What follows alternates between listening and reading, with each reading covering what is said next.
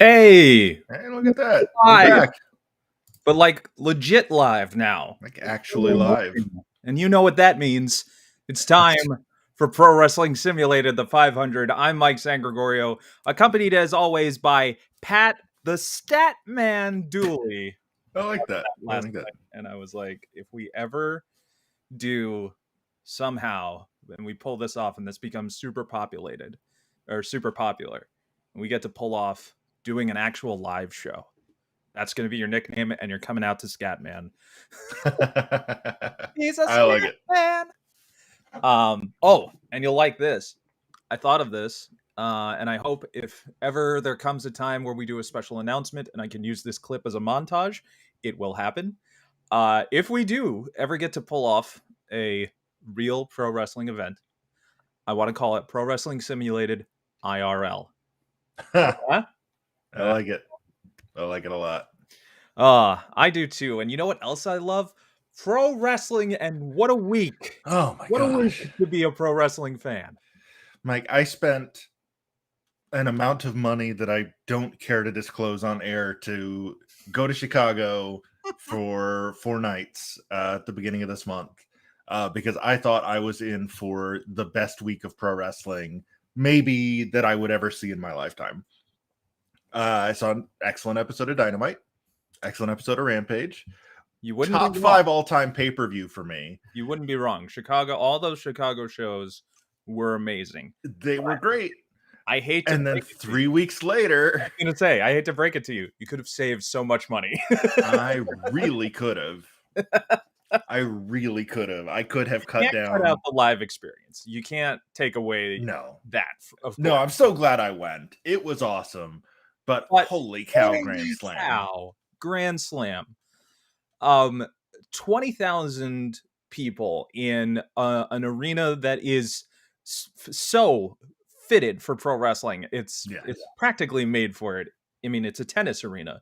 At the Arthur Ashe Stadium in New York, in Queens, AEW put on 4 hours of programming that are pay-per-view worthy matches. Absolutely. You, Tony Khan, you have the gall to open a Dynamite with Kenny Omega versus Bryan Danielson for free? The audacity of that man. My goodness. It's like you want to give your fans what they want to see right out the gate. I'm trying to remember. I screenshot it because there was a tweet that I messaged. I think I messaged you. You probably earlier this week because it kind of encapsulates my feelings on the whole week. This is from Brandon Thurston on Friday. Thank you to everyone who has supported my statement on this. AEW is deeply at risk of becoming a company that just elicits positive fan responses, does good TV ratings, gets strong pay-per-view buys, attracts sellout crowds, and nothing more. This isn't normal. It's not. We're not used to it. There was a dark time to be a wrestling fan for a long time when there was only one game in town. 2 decades of it, yeah. Yeah. Not to say AEW has its faults. There's plenty to fix, and as a fan of it, I can openly criticize it and accept that and hope to see more come out of it, because it's a show that, frankly, I feel doesn't insult my intelligence as a fan. It gives me all the best things that I love about wrestling. And but there's other, it's not just the one show that's on TV. There's some good stuff on WWE still. Of course. I mean, I'm still a fan. Like, I like watching SmackDown. I'm kind of unironically watching NXT now because of Braun Breaker. Who saw that coming with that name reveal? Yes, I know that he was announced as Rex Steiner, which, again, fantastic name, because it's his real last name is Reichsteiner, which is the real last Rex. It's like a play on the name. Braun Breaker came out of nowhere, and I was like, okay, but I'm into it, and I was kind of into it. This was very like new generation WWF. Like, it just had that wash of like new guys.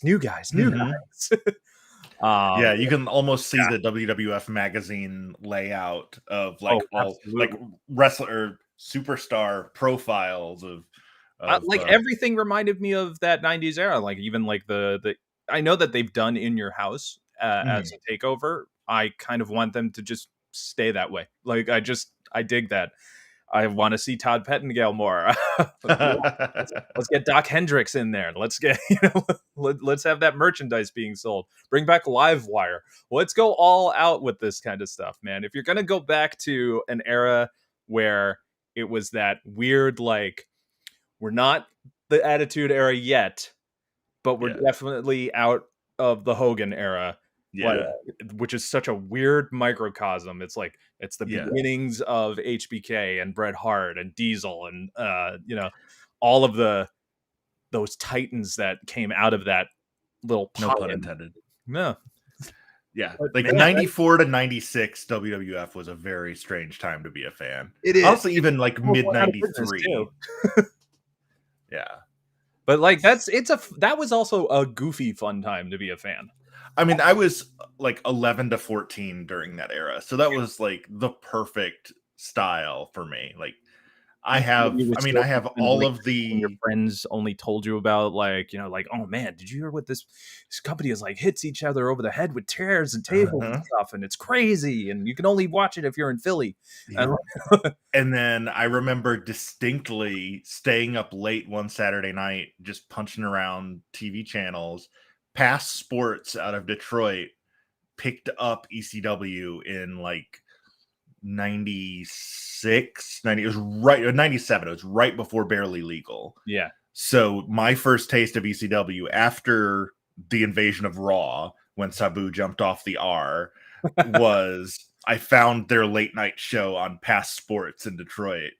Um, and just was, I mean, I was 14, 15 at that point and just blown away. You were Like, part of it. Yeah, wait, wrestling can be this? yeah. What, what is this? The first What time is I ever had, like, the concept of what an independent, like, show Mhm. was. Like, I didn't know that Yeah. you could do wrestling outside of television. I remember I think I was in maybe 8th grade, when I saw my first, like, independent show, and it was in Wildwood, New Jersey, and King Kong Bundy versus the Iron Sheik was the headliner, Ooh.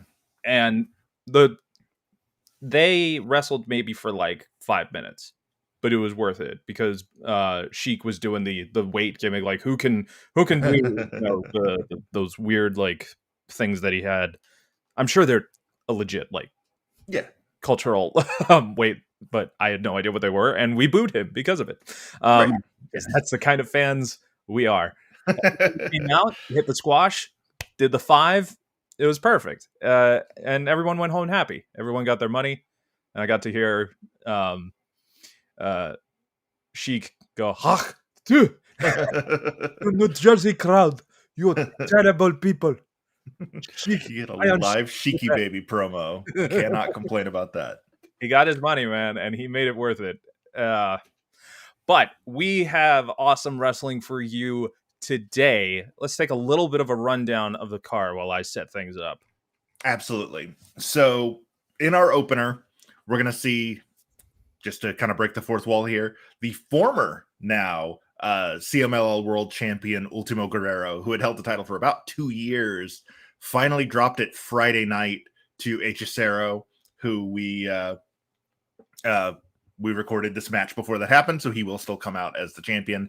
Ultimo Guerrero, the number 17 seed, is going to take on Antonio Honda from DDT.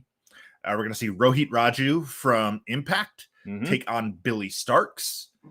Santos Escobar from NXT is going to be against Gabriel Kidd, one of the young lions from New One Japan. of my favorites young lions right now. Richard Holiday from Major League Wrestling is going to be against Buddy Matthews, who you may remember as Buddy Murphy. Or Murphy. Or Murphy, because you're not allowed a first name. Isaiah Swerve Scott, a lot of NXT representation on this show. Swerve Scott's going to be against Chris Ridgway. Sansone from CMLL, who is the third member of that Nueva Generación Dinamita that we've already seen, Cuatrero and Forastero. About. What's that? I was gonna let you say it. I just didn't want to. He is against JTG, who is experiencing a career renaissance in the Yeah, NWA. Killing it in NWA Power right now. Absolutely. Jordan Oliver, another MLW star, is going to be against Anthony Bowens from the Acclaimed. Actually went to high school with one of my closest friends. And, nice. One half of the Acclaimed right now. That's right. MLW, but don't sleep on MLW right now, folks. They've got a show coming up on Vice. It's kind of like a mini series pay-per-view in a weird way. It's called Fightland, and it looks really, really cool. Don't sleep on MLW. I'm telling you guys, that is a real it's a promotion on the rise right now. Resurgence, because it was like post ECW pickup, and then it just recently just had this real great revival. Absolutely, and we're not talking Dash and Dawson. No, but top guys. Yeah, in this talent in this. Speaking of AEW, Dustin Rhodes is in action against MV Young. I shouldn't say who. That's mean. Right, 7, of course. Yes. We can save that for when Griff Garrison has his first match. An all AEW match as Andrade El Idolo takes on Angelico. And in our main event tonight, GCW's Trey Lamar is against Cabana Man Dan. My favorite name in the entire lineup. Cabana Man Dan? Cabana Man Dan. Yeah. I mean, it's a tongue twister in itself. But right now, we are going to start with our first match. Former champion. Right.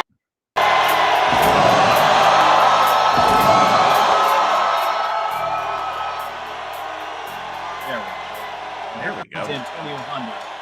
Yes. DDT. So Antonio Honda from Tokyo. He had a pretty good year. He won the DDT Ironman Heavy Metal title twice, which is like their version of the 24/7 title. He also had the KOD 8-man tag titles for about a month. He was in the King of DDT tournament, the Ultimate Tag League. Just kind of an all-around. Honestly, 496 seems really low for him. So he's going to change some minds here tonight. Who's our referee for tonight? That is Daisuke Kiso from Tokyo Joshi Pro. Very nice. Right off the bat, we're definitely going to be seeing a very technical style from the two of these. Yeah. Would you say, what kind of specialty style does each bring to the table? Well, Honda, for most of his career, has been known as more of a comedy wrestler, as most of the DDT roster is. But he does. I mean, you can tell. The old school singlet. He's definitely got a little bit more of an old school vibe to him. Great fundamentals. Yes. Yeah, as we can see already. But he is giving up about a decade and a half experience to Ultimo Guerrero, who's been at it for about 30 years. Is he the oldest member of our roster so far? So far, I believe so, yes. At least the most experienced? Yes. Yeah, I definitely don't think we've seen anybody else with a 30. When you wrestle in Mexico, you pretty much wrestle, if you're going to be a luchador in Mexico, you're wrestling from Earth. Pretty much. I think Eddie Guerrero and Chavo Guerrero had their first match with each other at 9 and 10. I believe that's right. Yeah. Just for some context, Ultimo Guerrero's first appearance in the PWI 500 was 1999. That just shows you how long he's been at this. Pat and if you're in the age range of me and Pat, you're thinking, oh, that wasn't too long ago. But that's because when you're a millennial like us, you think that 2000 was just a couple of years ago. So 1980 will always be 20 years ago. Yep. It's just nothing. Time doesn't make sense anymore. Nice chop exchange. And people are like, now off the ropes. Big elbow.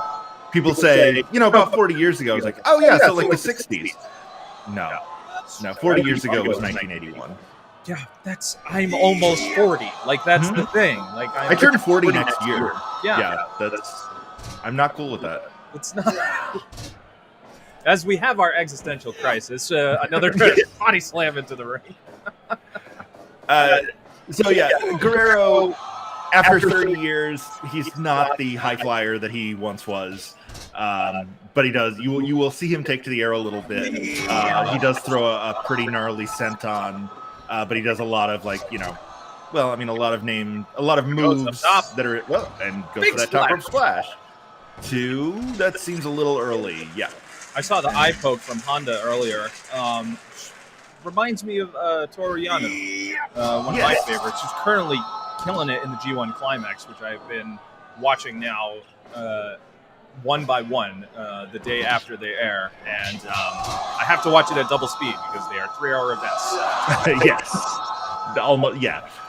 Hopefully, he turns out he has a better result than Yano did in our tournament. Yes. Because we remember back in episode 1, he lost to Clark Connors. Clark Connors, who, by the way, also, if you're not watching NJPW Strong, check him out there. Those massive chops by Guerrero. Oh, I thought he was good. Wow. Would that be a Snapdragon? I suppose. I mean, that was more of a. I'm not even really sure what you call that. I know what you call that. Yeah, that's just a straight up DDT. And what does DDT stand for in the promotion? Dramatic Dream Team.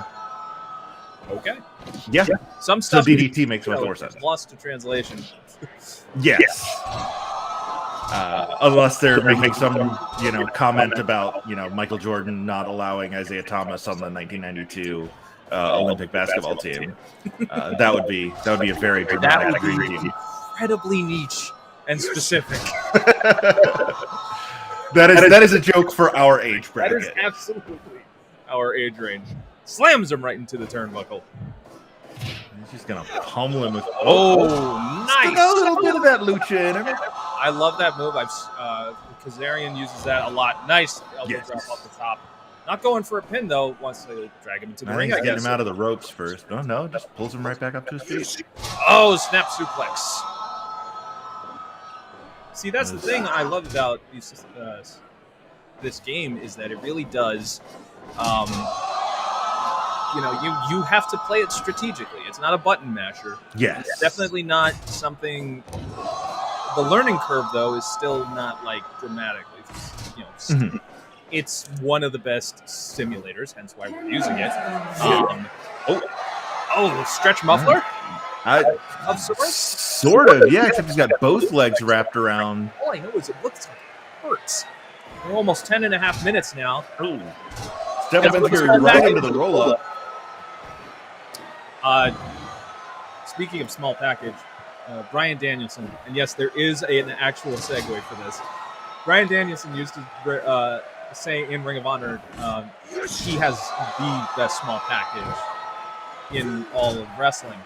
It took purposefully that amount of time to delay. I hope that we see Bryan Danielson's small package in AEW. I think that if anyone knows how to use a small package... Wait a minute! We watched you... where did that chair come from? Book right there. That's... See, I feel like... I think he tried to get away with get a chair shot, but the ref wasn't having it. Right. And we've also established throughout this tournament that a chair shot isn't going to get you disqualified. That was a low blow, though, for sure. Yes. And I want to go back to what you were talking about packages earlier. Did you notice that, let's call it an unconventional pinning combination that Honda threw a minute ago? Like an Oklahoma roll into a bridge. Yes. And then there was also the one that was sort of a Thez press meets Bronco Buster. Kind of, yeah. That was a little unusual.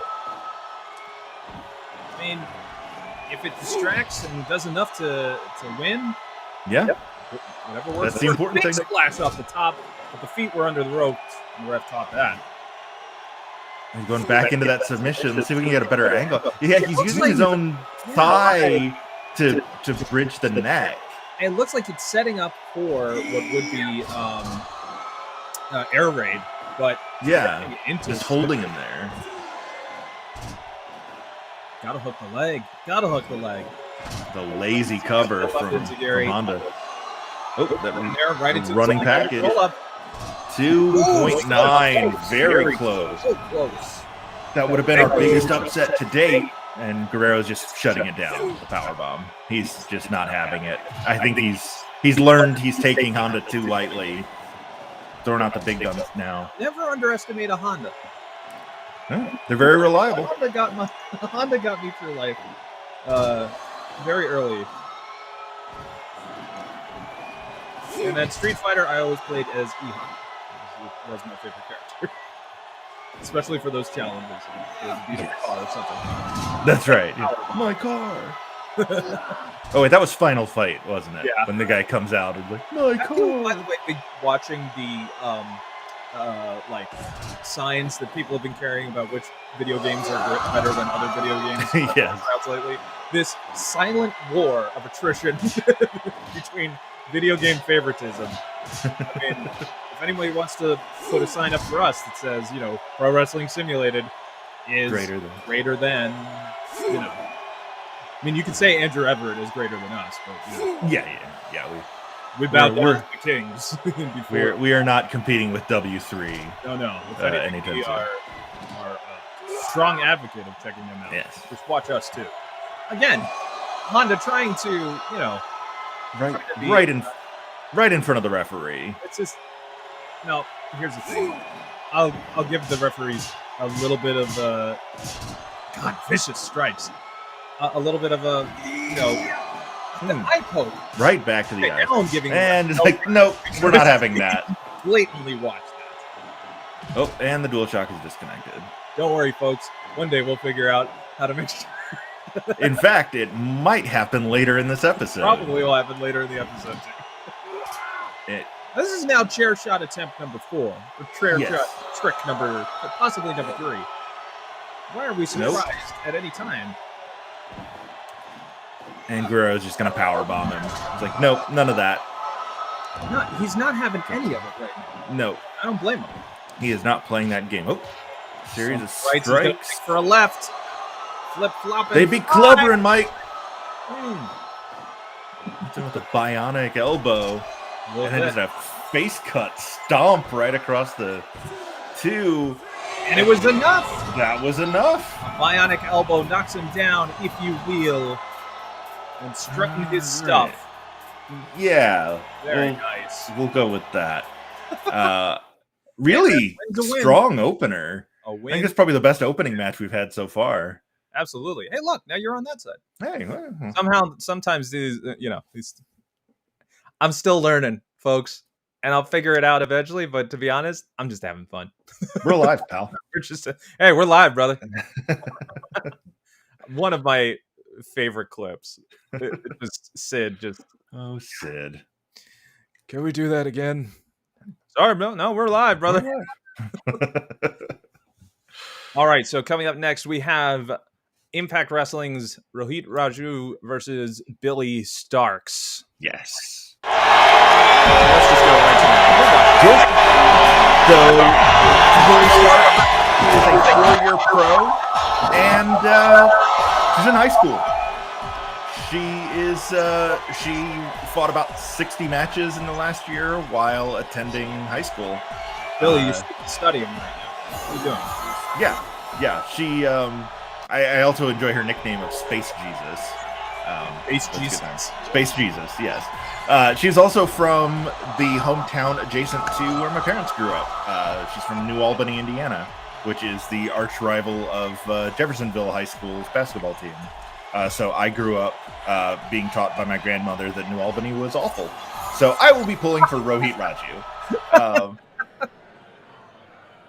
Who was the he had the X Division title for about 4 months during the evaluation period. I lost it to TJP back in December. He had the All-American Wrestling Heritage title. He might still have the Border City Wrestling Can-Am Tag Team titles. Rohit coming in as a champion. Yes. A belt collector, if you will. Yes. I don't know that Kenny Omega would agree with that, but Rohit. Kenny is the belt collector. as he likes to enunciate. True. That is true. Also, we've got another pretty major experience disparity here. Raju, a 13-year pro, Starks 4 years. So pretty much all through her high school career. I was gonna say you're just freshman to senior year. I mean, if you're gonna have a hobby, if you're gonna have something that you love to do after school, make it a professional wrestling career. Pretty good one. Get proper training, and you end up on the PWI 500. That's right. Start. Makes her debut at I think she's 18 now. I'm sure there is a dark corner of the internet that can confirm that for me. Folks, don't be weird. Please don't be weird, guys. You just asked. And specifically, guys, don't be weird. Talking about the ones that like Alexa Bliss for the wrong reasons. Yes, indeed. Nice neck breaker. But yeah, she's she competed for the OVW women's title earlier. Well, I mean last year, but this year for terms of the evaluation period. Same with the Freelance Underground independent title. She is, I believe, still the girl fight champion, winning it in a tournament, beating Mickey Knuckles in the final. So I think Mickey Knuckles is also in our bracket somewhere. Mickey Knuckles has been getting a lot of attention lately too. Yes. Check out. That's the best thing about independent wrestling today, and where you want to find these stars. It used to be like they're a lot more accessible than they used to be, thanks to YouTube and the internet in general. Right. IWTV is helping with that too. Absolutely. I would ever, and hopefully we are too, if you're being exposed to brand new talent. Oh, there comes that inexperience though. That's right. Raju going for the double stomp, but Starks just stands up out of it. She must have scouted earlier and watched some tapes. Yeah, she's got 13 years worth to look back on. You got to watch the tapes, folks. Yeah. You want to be a better wrestler. Everybody records their matches on VHS. So you got to. That's right. You got to watch those little mini DV tapes. Yes. Once we stopped carrying the giant shoulder-mounted. As a video editor, I cannot tell you how much I hated doing FireWire cable connections to transfer a DV tape into a. Oh God, ingesting footage is like so much easier. No. God bless the man who invented the SD card. That has or whoever invented it. If it was a team of you. Yes. I salute you. You help people like us. This little thing has changed our lives. And for the purposes of this, whoever invented the capture card. Yes. Ooh, nice submission. I haven't even and really where is our referee coming from? Heel hook. That referee, excellent question, is Yukinori Matsui from DDT. More DDT representation. Yes. We're going to see a lot of Japanese referees on this show, primarily because we don't have a ton of Japanese wrestlers on this show. So as an effort to, remove bias, we've flown in referees from All Japan, Big Japan, DDT, and then we saw Tokyo Joshi Pro. Look, when you have a simulated budget, it's the contracts are practically endless. Yes, absolutely. The talent that we can get our hands on is just. We get Big TK a bit of a run for his money. That's right. We are limited only by what has and has not been created in the downloadable content. Completely crowdsourced. Yes. We are truly virtually crowdsourced. Yes. Both literally and virtually.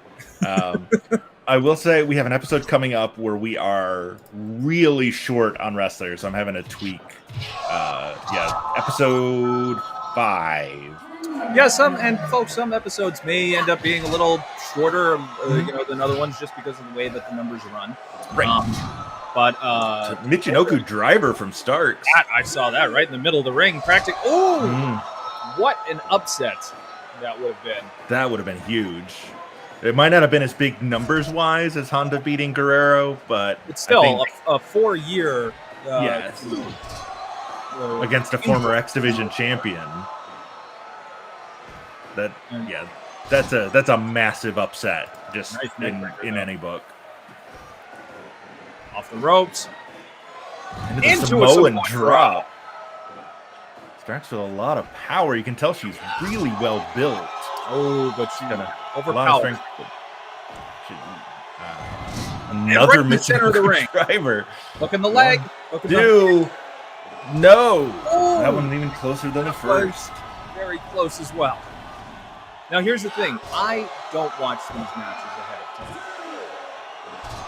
So I'm watching them all for the first time right now. And I'm legit. Nice flatliner right towards the edge. But a back elbow was able to get out of that. That a side DDT. A side DDT. Gotta love that. An Ultimo Dragon move. Just a left hand to the face. Equally effective. Sometimes the basic moves work. Yep. Oh, I thought Raji was about to take a tumble there after that. She's got him in a sleeper, though. I think he's in the ropes. That's why that got broken up. Oh! Air raid crash, but just not off the top rope. So, was that a try at that point? Out something. 1, 2. Raji kicks out. Oh.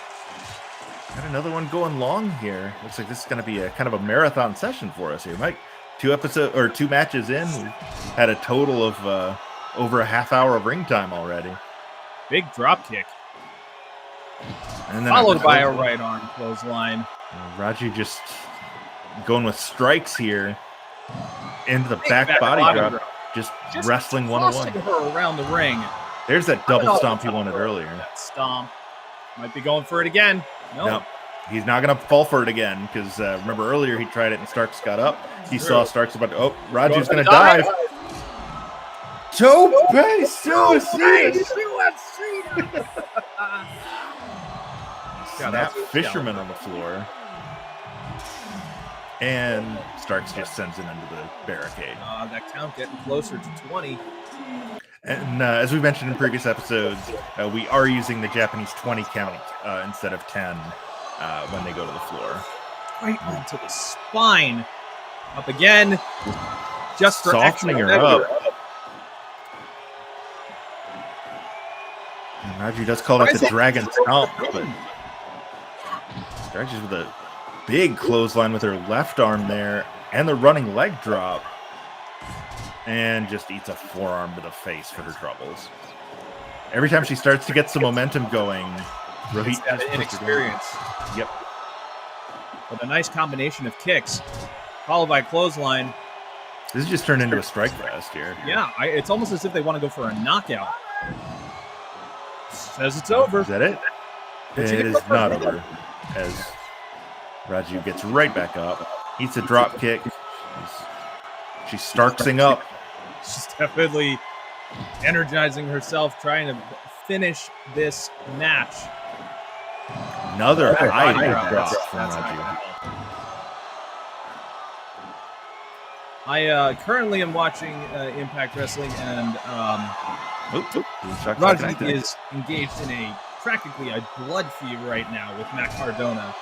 But there's a roll-up. 1, 2. Ooh, I thought that was going to be it. Is there anybody in wrestling right now who isn't in a blood feud with Matt Cardona? This is true. 2. As we record this, Cardona just recently lost the Internet Championship, a belt that he has held for, according to Sean Ross Sapp on Twitter, for over 5,000 days. That's quite a reign. He was the inaugural champion, the longest reigning. Oh, we're going for a top rope Rana from Billy Starks. That might be enough. That could be it. 1, 2. It is. Whoa! Back-to-back massive upsets. Holy cow. Billy Starks. All right, you know what? She's turning me around on New Albany a little bit. This that was an impressive showing. Congratulations, Billy Starks. What a win. Right in the center of the ring with that nice top rope Hurricane Rana or Frankensteiner, whichever you'd like. Don't ever say anything else but Frankensteiner to Scott Steiner, or you will be forcibly manhandled in an interview, as I have witnessed firsthand at a show where I was doing crew for. and he said, "It's the Frankensteiner. Don't you ever call it anything else. It's the Frankensteiner. All right? You call it anything else, I'll bust your teeth in." And I was just like, I'm going. I had to stop laughing. Like I was stifling everything as my poor friend was almost going to get choked out in the middle of an interview for calling the wrong move. I mean, I'm impressed that he wasn't. I mean, there's like 133 and a third % chance that he was going to get choked out. You're going to make our heads hurt.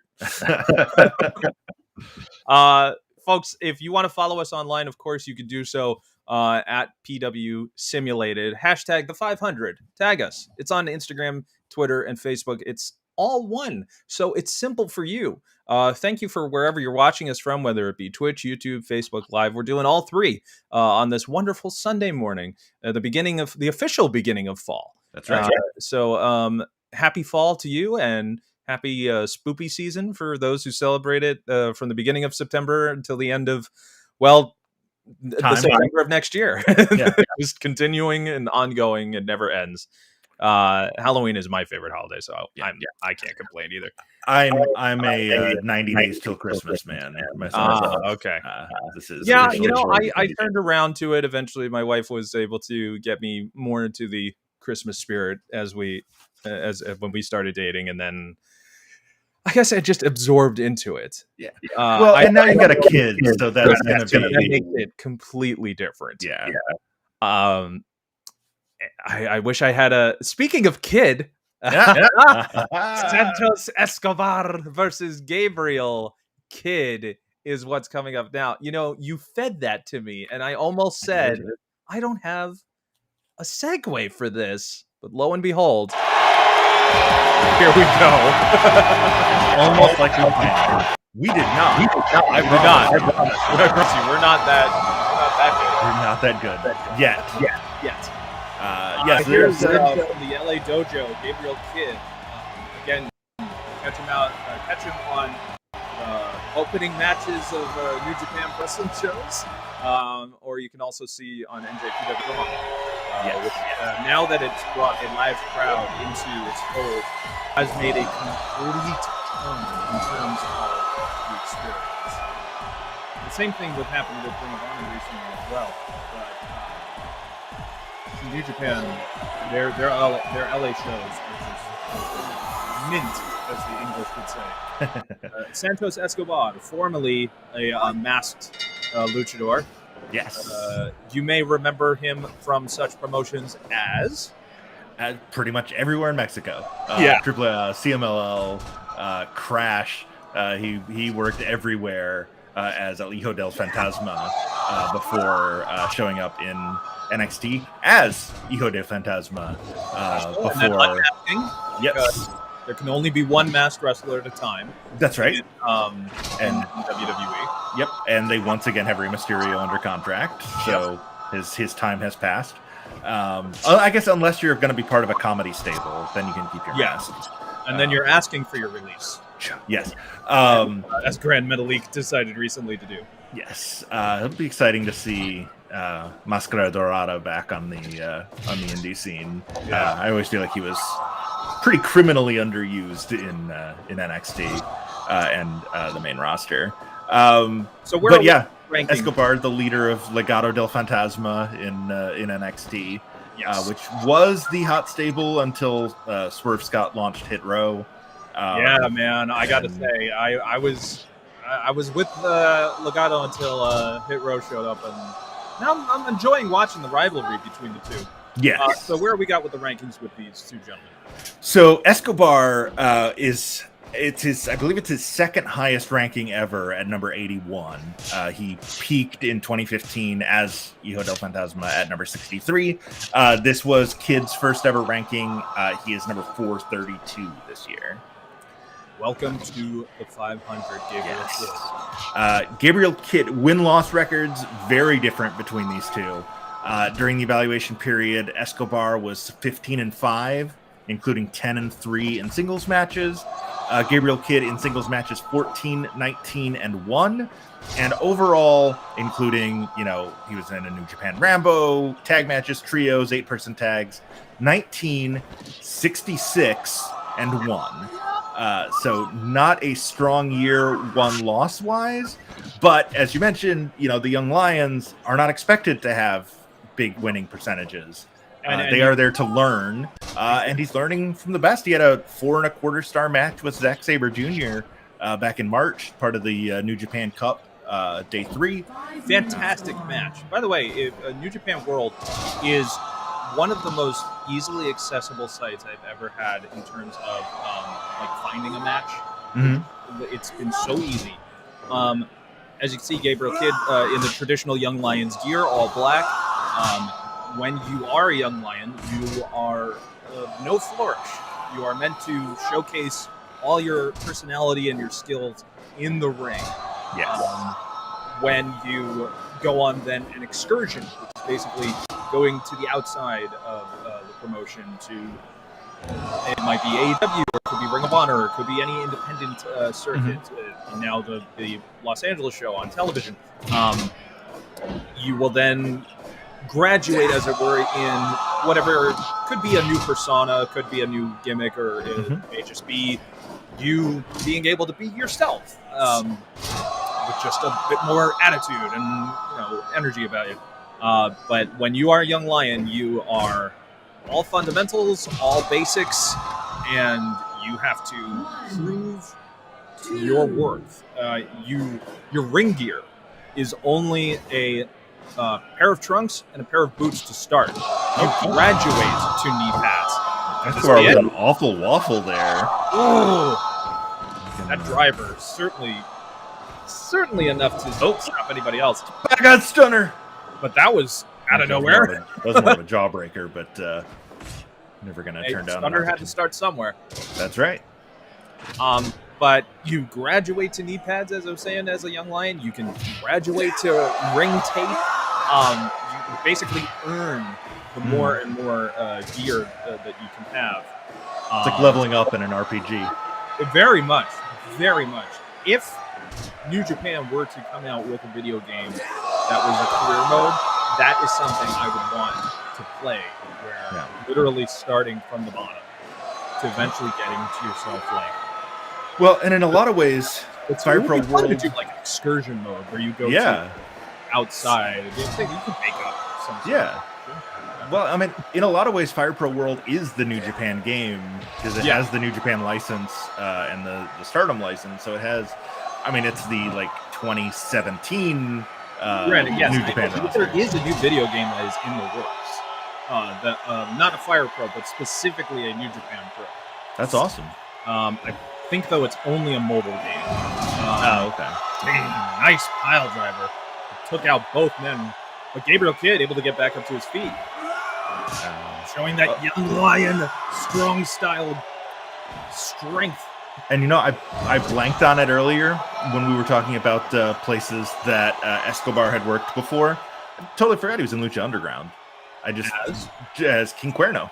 That's right. I was waiting for it because I had some factoids on him. I was one of my favorites in Lucha. Absolutely. Underground. His tope was like he's being shot out of a cannon. I've never seen anybody do. Yeah.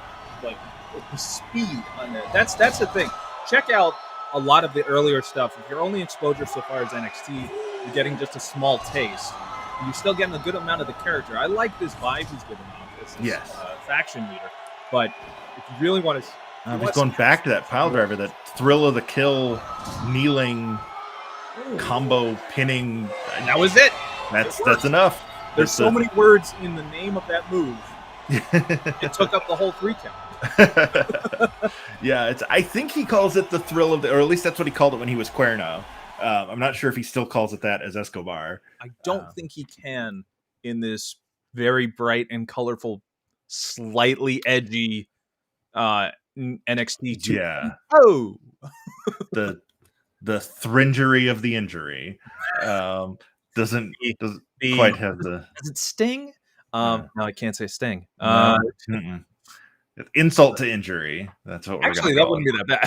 That's not a terrible name in the NXT name generator. Never use it. Yeah, no. It's not like they're going to make like some character that makes fun of millennials or something like that. Why would anybody do that to a CZW legend?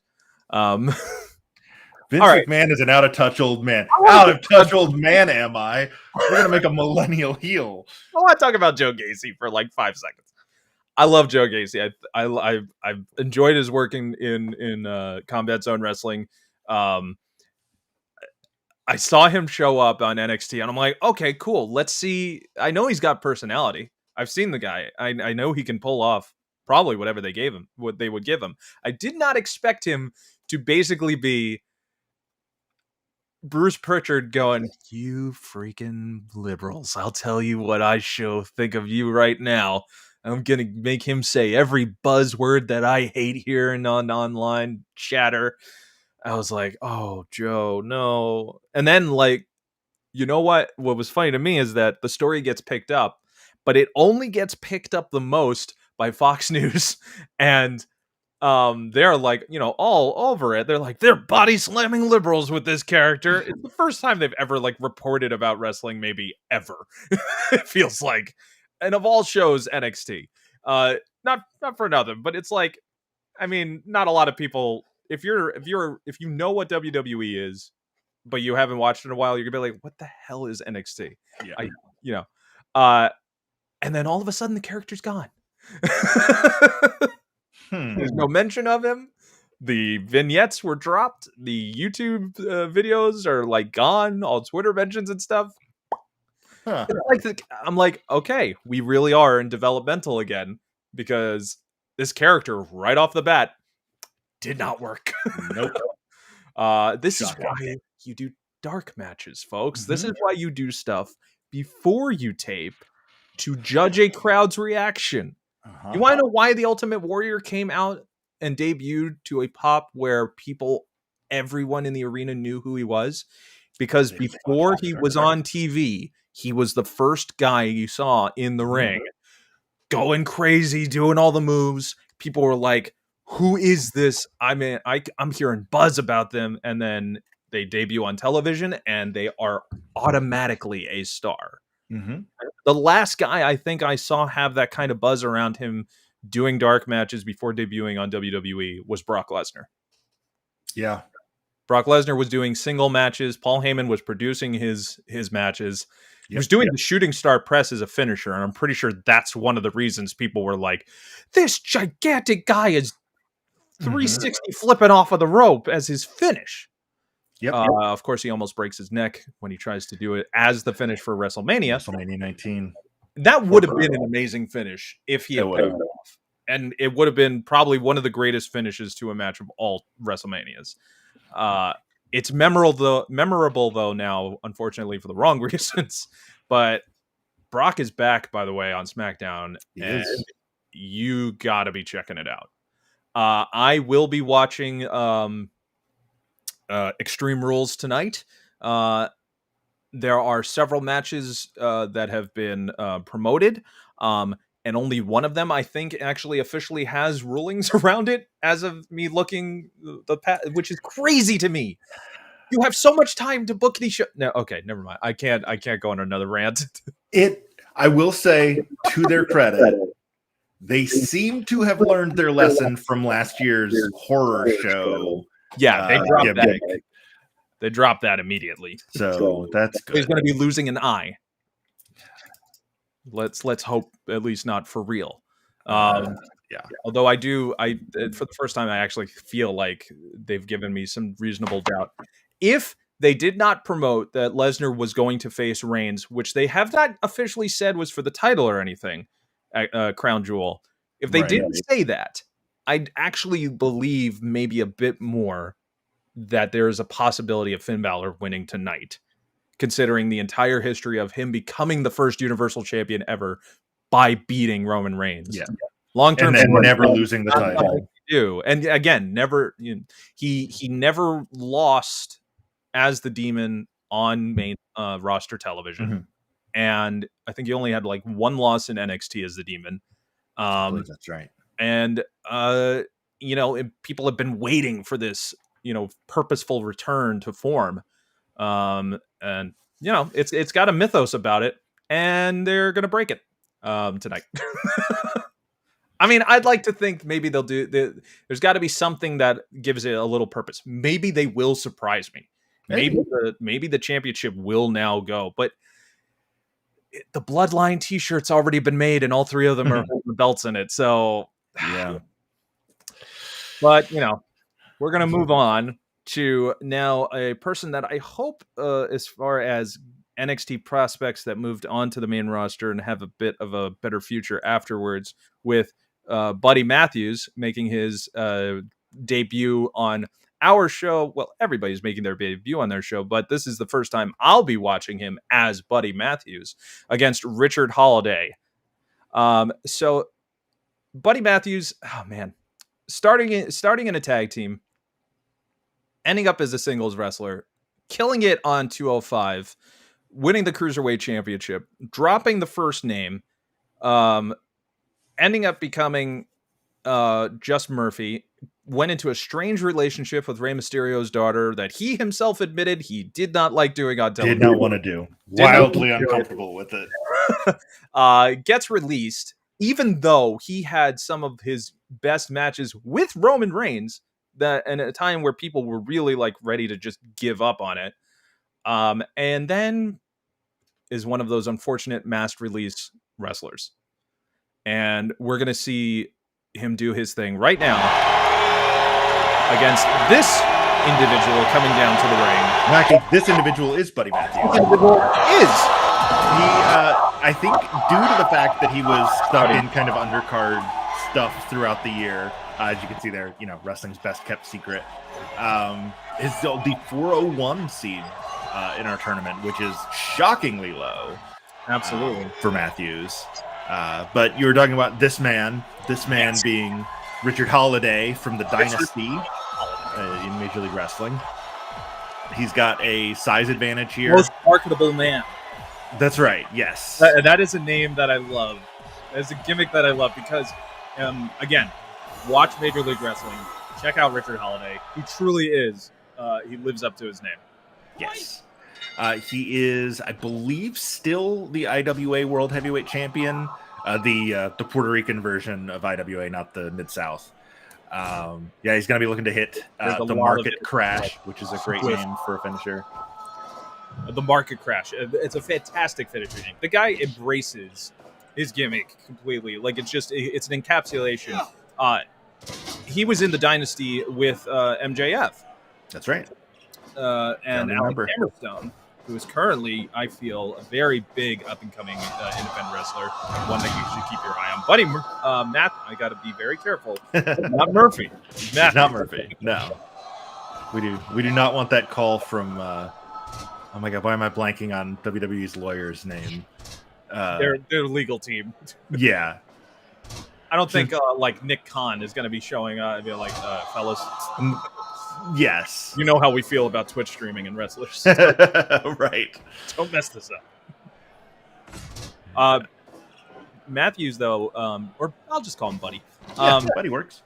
Australian native, recently debuted his new name with an ongoing trend that released former WWE superstars have been doing, basically making their own short films and reintroducing themselves to audiences in a very cool artistic way where you're basically like, oh, okay, this is what they're all about. Now I get it. I no adjustment needed, Right. And then he's got a ready-built character when he, the first time you see Buddy Matthews on an indie card, you know what he's all about. Like when Ruby Soho showed up in the Women's Casino Battle Royale. We've been watching the Ruby Soho vignettes for I've been to that train station. I know exactly where she was. And same with Malachi Black with his short film, who the Buddy that he references in that film actually is Buddy Matthews. His buddy, yeah. In a reference to their time going one-on-one when he tried to pick a fight. God, why? Listen, you're a wrestler. You don't have to just beat somebody up. Just have the match. Fight yourself. Yeah. Why? Even he was like, he had said it. I can't remember whose show. It's usually like when you show up on AEW, you end up doing Renee Paquette's or Chris Jericho's podcast, or both. Yeah. And he was saying, like, I'm saying I want to pick a fight, but I'm waiting for them to come to me. It didn't make any sense. And we're all like, yeah, man. We don't get it either. It's shocking that didn't work. But Buddy Matthews, I've been a fan of his since his like he really broke out on me on his 205 debut. I kind of was into the whole like having to check his weight limit every time he did a match. I was like, oh, that's a cool, fun, like, he's a bulkier guy. He doesn't necessarily fit the cruiserweight look that you would see, but folks, 205 pounds actually is bigger than it looks. Like, you know, it's numbers are deceiving. That's why you have 300-pound wrestlers on 205 Live right now, I believe. If they use a different scale, it's weird. Yeah, listen, it's honestly, kilograms. 205 Live. I'm like, this is main event now, just in the NXT arena. It's main event. It's Superstars. It's Shotgun Saturday Night. Ooh, wow! There's a deep cut. Or jacked. Oh my god! Metal. All of the syndicated dark match tape shows that they would do. But yeah, his series against Roman Reigns, that first match where we really got to see him do the kind of wrestling he wanted to do this whole time. And I'm like, oh, we just made a star overnight right there. Yep. And then not so much. Not so much. It's crazy the number of like matches that should be turning points for people that then aren't. Like I remember, I mean, I was at All Out, which is, you know, maybe top 5 pay-per-views I've ever seen in my life, live or taped. The last pay-per-views of all time now. I was also at WrestleMania 27, widely considered one of the worst pay-per-views. But man, we take in the good and the bad. That's right. That's what we do to ourselves as fans. We are non-discerning. But on the undercard of that show was a really good Cody Rhodes Rey Mysterio match. And I really thought coming out of that Cody was like poised to break through. Yeah. And then he just didn't. Just gave him several more years, and he helped start up the, you know, Titanic company that's Buddy running the ropes a lot. He's just getting in some reps there. Getting some reps there. Holiday just letting him.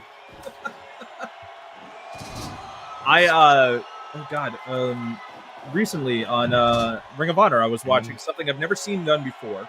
The wrestler formerly known as Cheeseburger, now known as World Famous CB, faced off against his trainer Delirious for the first time in a pure wrestling tournament. And instead of running the ropes back and forth, he went one corner to then shifting angles and then going to another side and then shifting angles again. So he kind of went like a 1, 2, 3, 4 running of the ropes. Like he was running the bases. It was crazy. I love when a little bit of subversion in pro wrestling happens. It's like the Hogan and Warrior crisscross run the ropes, but all by the same guy. Yeah, like it doesn't. Yeah, you're not going to get something like Dasher Hatfield, one of my favorite gimmicks in wrestling, by name alone. Is Dasher the one who recently changed his gimmick to a very good professional wrestler, or was that Boomer? It was one of the Hatfields. I believe Boomer Hatfield changed his name.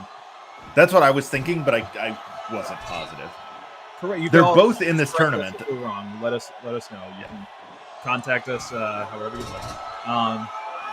By the way, if you would like to be part of Pro Wrestling Simulated in some fashion, you can always contact us here at ProWrestlingSimulated@gmail.com. Big pickup drop by Murphy. Also, I have left the voting open. Damn it. You did it again. You know how long it took me also from going back to Bryan Danielson? Like, I was like, Bryan Danielson. I've just been going with Bryan. Years. I've just been going with Brian to keep myself from making that mistake. And Buddy with the standing shooting star. Is that 2.9? Mac Takeda is the referee. Who's that ref? That's Mac Takeda from Big Japan Wrestling. Thank you, Mac Takeda. Calling it right down the middle. Oh, reverse the power bomb. Speaking of right down the middle, we do have that all AEW match coming up later. And our because the rules we've established in this world are that if you do have two wrestlers from the same promotion, you have a referee from that promotion. The referee for that match will be Rick Knox. So just prepare yourselves. Knox. We are gonna. Oh, nice snap, Frankensteiner. Call it a Frankensteiner. 133 and a third% chance. Drop toe hold. Picks him up. Goes for the lock. Runs off the ropes. Big knee. Running. Buddy trigger. Buddy. Ah, you beat me to it. I was thinking the same thing. Buddy trigger. Very nice. Yeah. Buddy Matthews strikes are just on point. They are legit. I hope to see him back on television soon. Because those combos, just like that one, they're so much more fun. Slam. Dual shock cord is connected. We've reached the 18-minute mark of the match. One of our advertisers. That's right. When we're at the 18-minute mark, when the big lariat from Buddy into the standing shooting star, and that is enough. That's all it takes. Standing shooting star. Good job to Buddy Matthews. The most marketable man has now been the most pin man, and all you need is one pin. That's right. All it takes is 3 seconds for the market to crash. And, so it did. Look at you. I love that. Oh, man. I aim to please. You know what? Honestly, if this is just for our own enjoyment, that's all I care. We were talking about Hit Row before, and we have the current NXT North American champion, Isaiah Swerve Scott, facing off against Chris Ridgway right now.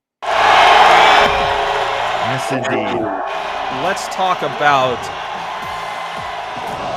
Chris Ridgway coming to the ring right now. Absolutely. Let's. He is the priority. He is based in, or he's from Liverpool, England. Works primarily for Progress Wrestling. He actually challenged Cara Noir for that title earlier this year, back in Chapter 105. Progress numbers their chapters rather than shows. A show called Bring the Thunder, but he came up short. He did not bring enough thunder, I guess. He's a protege of Robbie Brookside, who is now a trainer at WWE. So he's got 8 years as a pro. This is his first ever appearance in the 500. So he is on the rise. He's a top guy in Progress. Probably only a matter of time before he winds up like most of the other top guys in Progress and shows up on NXT UK before too long. But yeah, he's a pretty talented grappler. He's also showed up in Rev Pro a few times. In terms of win-loss, pretty average 2020 into 2021. 6-6-2 across 14 recorded matches on the Internet Wrestling Database. But yeah, definitely a guy on the rise, somebody to keep an eye on. And with Isaiah Swerve Scott, like we said, the current NXT North American champion.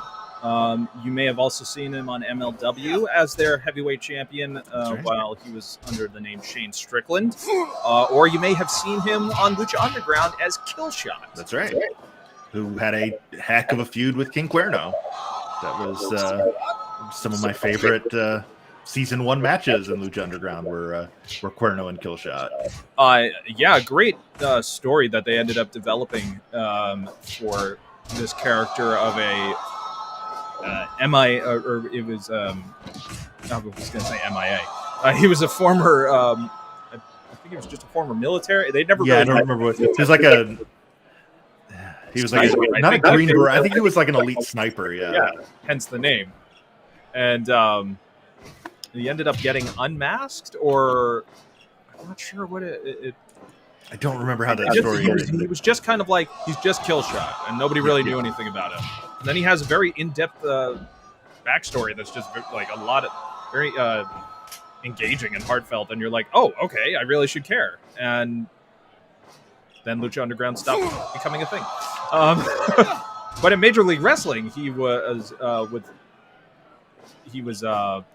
defeated. Ironically, defeated Ricochet, who was in Lucha Underground with him as Prince Puma at their one of their 2017 Rebirth shows.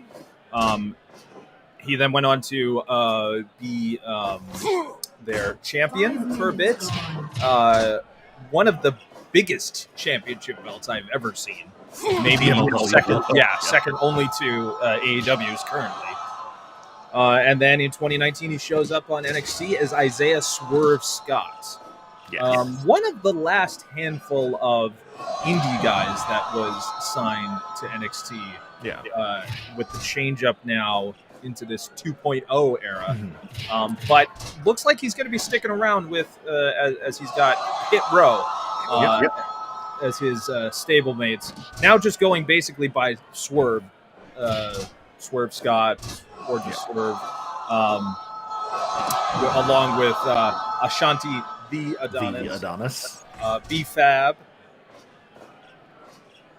Who else is Top Dollar? Top Dollar. Yeah, I was going to say, I'm blanking on who the other male member of the stable is, yeah.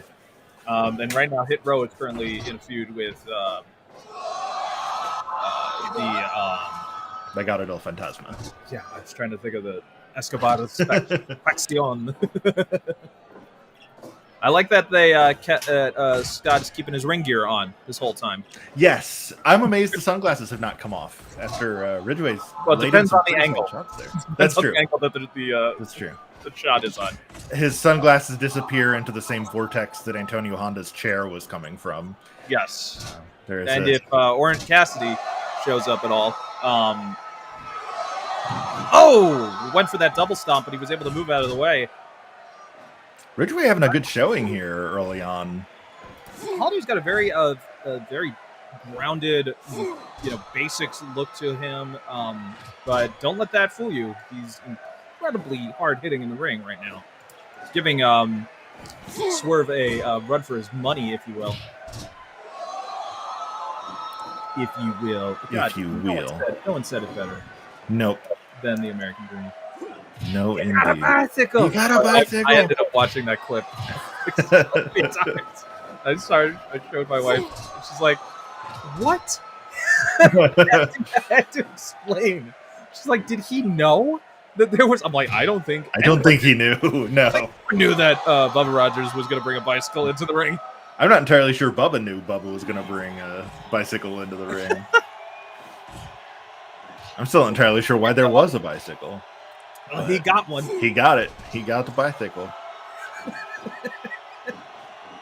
I have sat in many a break room downtime with you and watching the funniest clips of wrestling. Absolutely. That was always the one we'd pop up just for the quickest of laughs. Including the aforementioned. Can we take that again? Like, we're live, buddy. Oh, we're live, brother. We're going into the sleeper hold. Who's our referee for this match? That is, I believe that's Frank Atsushi from Big Japan. Yes, it is Frank Atsushi from Big Japan. You can tell, you can usually tell the Big Japan referees because they wear gloves, because Big Japan tends to get a little bloody. They have an extensive deathmatch division. They basically have like a FM. What's FMW? FMW. Mm-hmm. But all Big Japan was where the explosive barbed wire match was. One of the most famous ones. So yeah, Big Japan is pretty evenly split between strong style and deathmatch style, but it is very split. Like you very rarely see a crossover between You would rarely see somebody from the strong side go into the deathmatch side, and you'd very rarely see somebody from the deathmatch side and the strong side. There is some overlap. In the future, we should do just... Oh, went for a cutter. Completely missed it. Was able to get out of the way. Just whiffed. Did not whiff on that back kick. He's been watching his Aleister Black, Malachi Black matches. I was going to say, I think we should do, just for fun, a random lottery deathmatch. Because you can do an explosive match, a barbed wire match as well. You can do a bunch of different things. And as we've seen in this show, things can get bloody. Yes. Yes, they can. They leave it all in the ring. We've not seen any blood on this show yet. Not yet. It has been all... And I do say yet because I can expect it. Oh! Tiger driver on the floor. Speaking of mid-90s WWF, a little Pearl River plunge action on the floor from Chris Ridgway. Look at you. Look, we are children of the 90s. Yes. We may have been born in the 80s, but we were raised with the poppiest of culture from the 1990s. Speaking of guys that... No. Speaking of guys that they never... exposed to, and I am digging their music. Speaking of guys they never quite pulled the trigger on Ahmed Johnson, but part of that is because his body would just break every time he started to get a push. He's got the ankle lock. Swerve's getting into the ropes, though. Yep, Atsushi sees it, calls for the break. Glasses on, though. Still got him. Now he doesn't. Ooh, Falcon Arrow. Pulls him into the center of the ring. Very smart. Goes for the pin. Does not hook a leg, though. A little bit of a cocky cover out of if he had Chris hooked the Ridgway leg, there. he probably would have gotten it. I think that might have been enough. Oh, we're going to get a striking exchange here. A bit of a back and forth. Honestly, I don't know who to boo and who to yay for this one. I'm all for either man. Oh! I see your drop kick, and I raise you a jumping enziguri with an elbow to the back of the head, for good measure. Just tons of strikes back and forth with a running drop kick, single leg style. I will say, I feel like this match really is playing to Ridgway's strengths, though, because Scott has not really taken to the air much.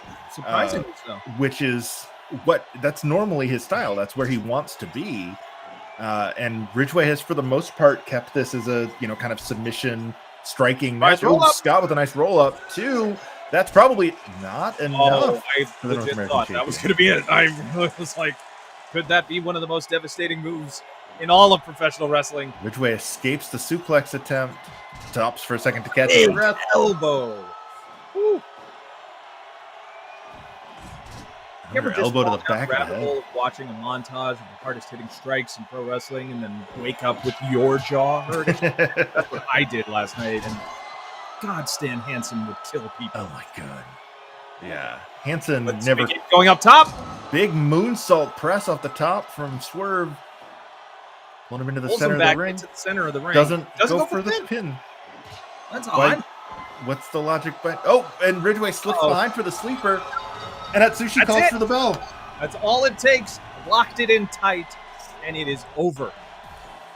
Swerve really should have gone for a pin after that moonsault, but he let Ridgway have a little bit of breathing room. A little too much time, and eventually gets him with that submission. Well done. Wow. Okay, so we are halfway through, which means we're going to take 5 to recollect ourselves, and when we come back, the second half of our third episode, we are live, brother. We are live. That's going to be the subtitle of this episode. We're live, brother. We're live, brother. We will be right back with more from Pro Wrestling Simulated, the 500. We'll see you in 5.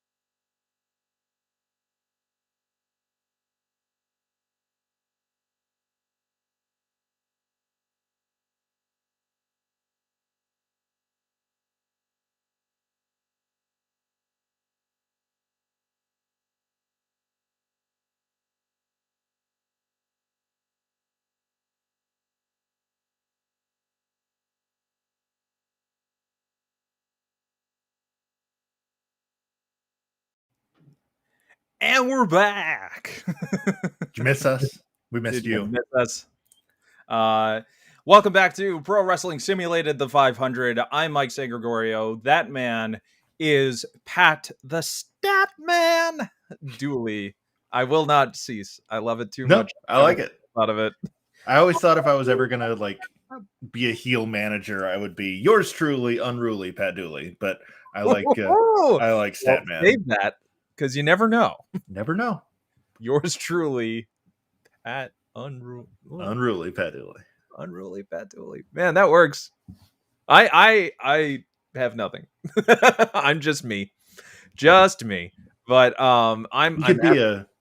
you could be a Rudo Luchador, Mike Sangre Gorio. Ooh. I did for a while use just the literal translation, and it was Michael St. Gregory.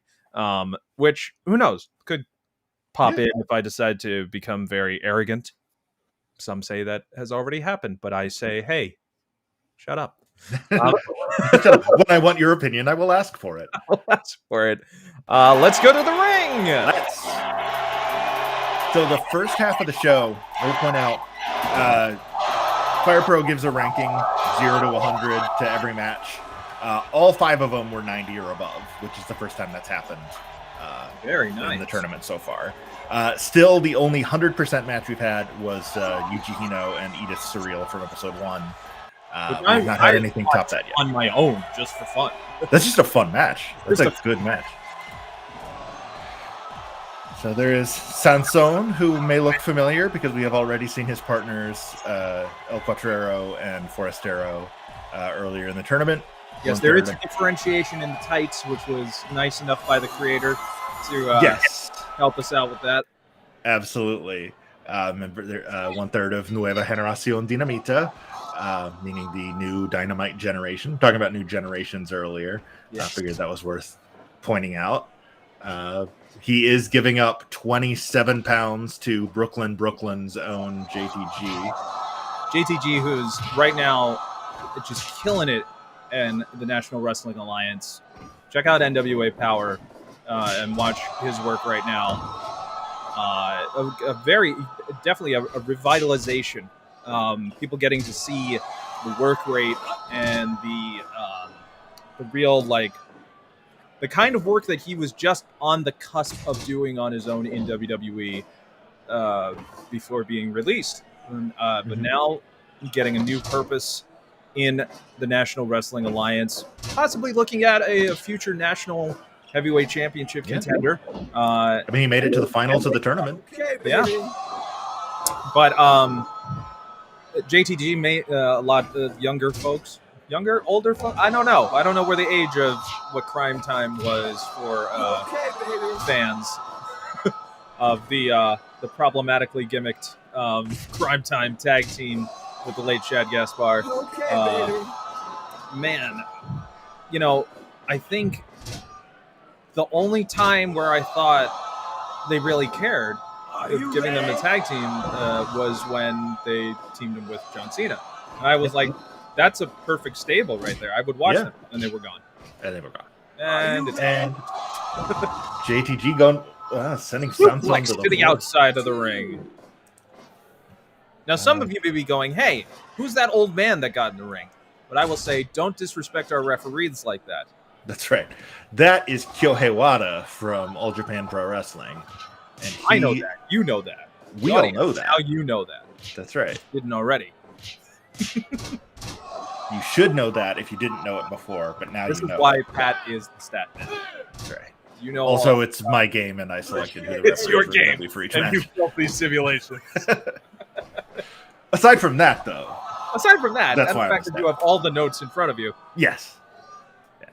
I turned my webcam to show my second screen, but I don't want you to see how I live. So, yes, let's not. This is why I live in a green screen world. Yes. One of these days I will get one of those. But it is not this day. No, this day belongs to JTG and... I was trying to say the faction name, but I got it. I was completely blanking on trying to remember one thing over the other. God, this is what happens when you have a tournament filled with this many wrestlers. Yes. You're gonna forget Sanson. Okay? You're gonna forget that Sanson is a member of Nueva Generación Dinamita. Yes. Like I just did, and it made me forget Sanson. God. Nice. Rocker dropper from Sanson. Maybe showing our age there, not calling it a famous. You know what? I'm going to call it the rocker dropper because if you hold the leg, and you're just going for that jumping position. Otherwise, if it's no-handed, then it's the famouser. Ooh, lung blower, power bomb, making Roderick Strong proud. And formerly used by current NXT champion Tommaso Ciampa. Yes, indeed. Tommy Champ, as I like to call him. I love that you have a new generation of professional wrestlers in the WWE. NXT 2.0, the fresh faces. Who is the champion but a jacked up version of the guy of the Salt Man from Home Alone? That is Old Man Marley is the NXT champion. I love Tommaso Ciampa. I love the Sicilian shooter. I love the psycho Sicilian gimmick. I loved his early, his Ring of Honor run. I loved his world title, his world television title run. That beard, man. It's something. He looks like Goldberg's Santa Claus movie. He does. Oh, he does. Santa's Sleigh? Santa's Sleigh. S-L-E-I-G-H? Was that what that was called? Yeah. Oh, big hip toss. By Sanson into JTG. That's how you guys get yourselves in familiarity. 3 initials. DDP. MJF. JTG. MGD for Nueva Generación Dinamita. That's why you need initials. That's right. They do actually go by NGD sometimes. Yeah. So because it's a long name. It is a very long name. But I enjoy the idea of a new Dynamite generation. It's a fun. I like that name, even without the translation. Because what was the previous Dynamite generation? Apparently, it wasn't good enough. They needed a new one. There weren't these 3. That's for sure. Certainly weren't these 3. No. I have, like I said, been watching G1 Climax. I have seen a lot of great use of the 20 counts in the ring. Most recently with one of my favorites, who I want to go all the way, Toru Yano. And right now, by the way, discus clothesline from JTG. Clothesline. Just no Ida Giri. Tonga Loa and Tama Tonga have been wrestling separately in the G1 Climax. Both showcasing that they could be breakout single stars if they wanted to. Saw something I've never seen before, which is the best way to keep someone in a 20 count. Hockey shirt them over their head so they can't see their way into the ring. And that's what Tonga Loa did to Toru Yano. He almost made it. He almost kept him out of the ring in time. That's very funny. I like that a lot. Big power slam. Going up to the top rope now. What's he waiting for? Flying knee strike to the temple of JTG. Heading up again. Big senton across the spine. 1, 2. Ooh, I could have thought that would have been it. That was a very interesting combination of high-flying moves, focusing directly on the back. JTG's like, no, we're just going to hit you with the big splash across the back. Might not have gotten all of it on that one. Taking his time. Well, I will be totally honest, like, my Spanish is pretty good. I'm not entirely sure what the direct translation of Sanson is. I suspect it's something along the lines of Samson, as in like that's what it feels like. Bible story of Samson and Delilah. But if you take off the mask, does that mean you take off their power? Yes, of course it does, because it does. In Lucha, yeah. It does. But it does make me wonder if that is indeed a part of the gimmick, or if Sanson means something else that I just maybe kind of forgot to look up. Do you think that they've exerted themselves pretty quickly? Because as you can see, all these power moves just draining them. Not both of these individuals not known for heavy lifting maneuvers. Front Samsung does translate to Samson. Thank you, Google. But yeah, I feel like this is, I was going to say, I think we're coming in for a landing here because both guys are pretty well spent. And JTG with that side clutch roll up proved me right before I could even say the words. Timing on capitalization. And JTG was able to pull that off as he moves on in our tournament. Let's see what we've got coming up next. We have Jordan Oliver versus my boy, Anthony Bowens. The Acclaimed are in the building.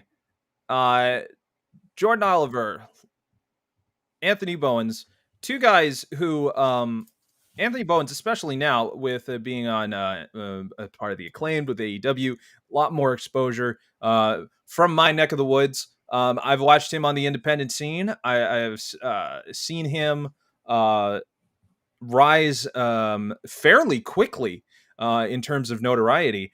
And now being part of one of the oddly most controversial tag teams in AEW in a way where they were just paired up. Mm-hmm. These were him and Max Caster. Yeah. Were just kind of paired in the back and were like, would you guys like to wrestle as a tag team? This is your, shot here on Dark. And it just clicked immediately. And now they're on Dynamite practically regularly. Mm-hmm. But let's go to the ring as Anthony Bowens is going to face off against Jordan Oliver. So this is, the two of these wrestlers have a combined 12 years of experience. So this is very much two guys on the come up here. Anthony Bowens, 5-star player or 5-tool player is a baseball term that you don't hear a lot of in wrestling, but it applies. I mean, he can do a little bit of everything well. And then there's Jordan Oliver, who's representing #Injustice from MLW. A couple of East Coast guys. Anthony Bowens from Nutley, New Jersey. Jordan Oliver from Newburgh, New York. I have seen Jordan Oliver. Again, one of these guys rising up in the ranks. The Sauce God, as that's right, to be called. 4-year pro, Jordan Oliver. So Anthony Bowens with 8 years has twice as much experience. But again, that was primarily on the East Coast indie scene until AEW picked him up. And Anthony Bowens, right now, very much a power player in terms of his style in the ring. But if you've watched any of his indie wrestling, you can tell and you can see that he does bring a variety to his ring style. And that's great for every now and then when you want to throw in a little bit of a surprise, maybe something unexpected your opponent's not going to know that you can do or that you have in your arsenal.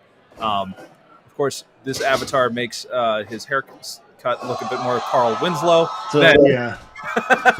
But that's not on us. That's the creators. No, it looks like the jacked up version of the cop from Die Hard. Little on the thin side up there. He's got my hairline. Yeah. There's a reason that we're letting it grow a little bit up there. I just haven't shaved my head in a few days, but I've accepted it. There are days where I consider it, where I'm holding the clippers, thinking, you still got the hair that can go forward, so you're all good. Yeah, yeah. What do you expect between these two? Honestly, I'm expecting Oliver is the favorite here at 209 against 304. Pretty close in terms of rank.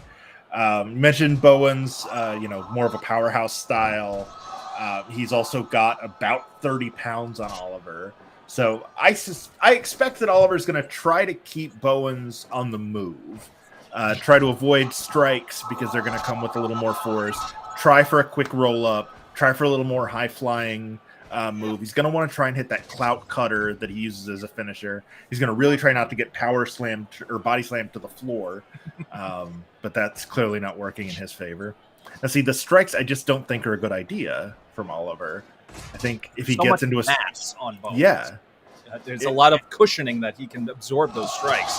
And then he pulls off a move like that. It's like a Katara Crusher, sort of. That was more of a... I'm not really sure what that was, but it was... looked like he was attempting just like a back leg drop, kind of in the way that like a bulldog leg drop, like you see or Cardona use. Yeah. That's what I think. It was like a Kataro Crusher, but it wasn't quite... Oh! I don't know. Big elbow drop, It was cool. Whatever it was. Counters with the DDT. See, that's more what Oliver needs to do. Keep Bowens either down or out of melee range. Because instead he's going to eat an Ushigoroshi. Ushigoroshi! If I may. And then just a PK right in the face. Lee Nikan is our referee for this one. And she, obviously, also from All Japan, as so many of our referees have been tonight. Got a sharpshooter. It feels a little too early for the submission. But, again, keeping him grounded. Now, oddly enough, we're almost seeing like an inverse of expected styles. Absolutely. Absolutely. Bowens using that hard-hitting, high-flying. Whereas, yeah, I don't know if that's just a matter of scouting, that they expected the other to go with that style, so they decided to match, and now are in there and see, there's Oliver doing the smart thing, going for the almost Rana. had it. See, that's a Rana because he rolls it into the pin. It's not a Frankensteiner. Oh, axe kick and Zagiri. That was very nice. Really it was a step-up axe kick from a Shining Wizard position. By the way, when Braun Breaker went for the Steiner recliner, they had to be like, "Well, that's a camel clutch of some sorts." Come on, we know it's Rick Steiner's son. Why not just call it the Braun Breaker? His name is Bronson Rex Steiner, yeah. Rex Steiner. He was going to be called Rex Steiner. Mm-hmm. Braun Breaker has to be the most 80s name. Braun Breaker should be teaming with Lucky Cannon. Like, that's... Big Samoan drop. Rolls to the outside. Advantageous. What? Oh. Bowens launching himself to the outside, but missed. Swing and a miss. This is an unexpected back and forth of Arsenal. You know, I would expect Oliver to be the high flyer inside the ring, but instead he has been hitting powerful, almost knocking out maneuvers, and Bowens has been the risk taker. Bowens taking another trip to the floor. What are we going to Oliver's say? going to be, let me show you how dive. No. Oh, classic heel move out of Oliver. Faking out the dive. He's going to try to go for it again. Are we going to be fooled? What are we doing? What are you doing? Nope. Yes, we were, because I thought he was going to run the ropes. Hanging out in the center of the logo. Oh, man, totally got me on that striking exchange here. No, It's like, no. Spinning heel kick for your troubles. Oh, boy. Shades of the 1-2-3 Kid, who everybody has been emulating lately. That's true. There are a lot of tributes to Sean Waltman going on lately, who, I don't know if you've seen online, he has fully rehabilitated. Oh, yes. himself. Yeah, I don't remember what interview show I saw him on. Jacked. Yes. 2.9, able to get that shoulder up. Samoan drop and to the floor. Is he going to try for that dive again? Nope. Doing the smart thing, staying kind of waiting it out, catching his breath a little bit. Smart. Absolutely. Another roll up. Magistral cradle from Oliver. 2.9. They're getting closer. Snap their takedown, picks him up. But Bowen's able to kick out. There we go. Now Bowen's starting to wrestle a little more like what we were expecting. Yes. Throwing the strikes, throwing the big body strength in Bowens is just phenomenal. And the cardio that the man has allows his endurance elbow to come again down with a big elbow. Can he go for it again? Going up again. He does. I have not seen Bowens fly this much. Maybe no. Ever. No, that's usually Max Caster's role in the Acclaimed, but Bowens has decided that he's going to do it himself. Oh, another lung blower. Another lung blower. Thought we might have been about to see another Ushigoroshi, but then our lungs are blown at this point. Oh, but a savant kick. Thought that was going to savant kick party. Big suplex from Bowens. And a chop just right across the throat. You know what? We're just gonna hit you right now. Just gonna hit each other as hard as we can. See what happens. Jordan Oliver with the Nolan Ryan headlock punches there for a second. We got more baseball references in this episode than I think any. Yeah, that's pretty wild considering I haven't watched baseball regularly in years. Very long time. And I'm a Mets fan, so I'm used to disappointment. I'm a Tigers fan, right there with you, bud. Pele kick. Yeah, the Tigers won the World Series when I was a year old. And the World Series when I was born. Yeah. And I turn 40 next year, so if that gives you any indication of how long it's been. Always got him in the crossface. That's enough. That's locked it on tight enough. Oliver had no choice but to give up right away. And you could see Bowens through the whole match was trying to wrestle Oliver's match. But the last 5 minutes or so, he switched gears. He went for the power moves, he went for the strikes, and it worked out for him. He was able to wear Oliver down to the point where that crossface was enough to put him away, which actually makes that, of 7 matches so far, that's our 6th upset. This tournament is not going at all the way people were expecting. We have had total through 27 matches in the tournament. 1, 2, 3, 4, 5, 6, 7 have gone to the favored wrestler. That is crazy. 20 upsets through 27 matches. Folks, if you want to get in on this action, you need to accept the challenge and log on to challenge. That's how we're saying it because that's how it looks. The 500 part 1 and the 500 part 2 is the at followingthe.com. Get in on the bracket, put in your predictions, and let's see if you can make it to the finals. We want to have you interact with us and be part of this bracket tournament as much as you can. And of course, if you're going to be involved with it, you know where to find us right up there. Coming up next, now we have Dustin Rhodes versus MV Young. Dustin Rhodes, the Natural, formerly known as Goldust, formerly known as Black Rain, formerly known as 5 + 2, 7. My favorite of all the long-lived, storied gimmicks. His too. Rhodes. His too. Yeah, absolutely. Yeah. The son of a plumber. The original American Nightmare. That's Dustin Rhodes, before Cody decided to, as many might say, take some liberties with gimmicks and usage of things. I love Cody Rhodes. I think he's fantastic. I can't wait for him to realize that the crowd is turning on him and that it needs to go down the bit of the dark side path. I feel like he's smart enough to realize it. Oh, for sure. He knows, especially now with the reality show coming out. Fans are looking at him a certain way. Mm-hmm. He is. He's certainly setting himself up in Miz territory. Yeah, it's getting in there. It's getting in there. I think, honestly, did you catch Miz on Dancing with the Stars?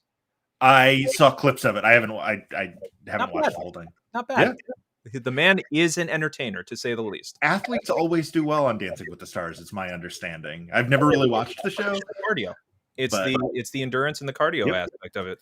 And every athlete that I've ever seen that has been on Dancing with the Stars, my wife swears by that show. I catch it when it's like somebody I know in sports is just like, I'm very curious to see how they do. The one who didn't do really well recently, though, was the sensei from Karate Kid of Cobra Kai. He did not do well. His first outing was not so good. You're not a dancer. It's tough, man. It's tough. But I'll tell you what is even more endurance testing. This match. The 500. The 500, folks. Coming the ring first, we have MV Young. MV Young, who on the side is a pretty successful fashion model. He's he's an indie guy. A little side hustle. That's right. Show off what you got. Absolutely. He worked through like BXS. He worked in GCW, No Peace Underground, IWTV. Just kind of a mainstay on the indies this year. It's his second year in the 500. He was number 456 last year, all the way up to 273 this year. And there's Dustin representing the Nightmare family, as you can see from the logo. Dustin has 8 inches and 23 pounds on MV here. Also, 33-year pro. Got 3 years on Ultimo Guerrero. Of his life. Absolutely. Dustin Rhodes, that match that he had with Cody at All Out, or All In, rather. Was it? Yeah, it was All In. No. It was All Out. It was the first All Out. It was All In. Yes, you're right. Because then they had the tag match with right. It was absolutely incredible seeing it. Everyone passed a sign. Mm-hmm. Everyone had given up on at that point, and now the absolute revitalization of the career, with being in the best shape of his life, being in the best physical form, being as in touch with his persona as ever. Mm-hmm. And it's those years of experience and getting through some dark times that has given us the blessing of having Dustin Rhodes be at the point of his career where he is, where we all get to reap the benefits. Dustin, I believe this is the first time this has been true so far, was in the very first PWI 500 in 1991. Wow. He was rated number 131. He's been rated almost every year since, peaking in 1996 at the height of his Gold Dust character when he was number 11. Wow. And then never broke the top 10. Never broke the top 10. And this year's 240 is his lowest of his career, which is odd considering. It's certainly no reflection in terms of he could have been 498 if it was that sort of, this is a resurgence of his career. The last couple of years it's been a second lease on life, he's even said. Absolutely. Well, and you hear, if you listen to, any podcasts where they interview anybody from AEW, Unrestricted, or even, like you said, Renee Paquette or Chris Jericho, all of the younger generation of guys in AEW and women in AEW all point to Dustin as a key figure in their development. Absolutely. He has taken on such a hands-on role in the training side of AEW. You don't see him on TV as much, but he is back there, molding the Chris Statlanders and the Britt Bakers into, Fuego, elevating the character, and Fuego del Sols, elevating the characters that they've built on the indies into, TV-ready stars. And that's the thing about, there's a term in wrestling called a good hand. Yes. And those are the talents you can count on to do exactly what all those things that you just said, of just enhancing the talent of the new guys, and any new roster members that they Northern Lights suplex. That was a really interesting variation on that. If this match, I could see this match happening in real life, like on AEW Dark, or and it would just be just as much back and forth as we're seeing now.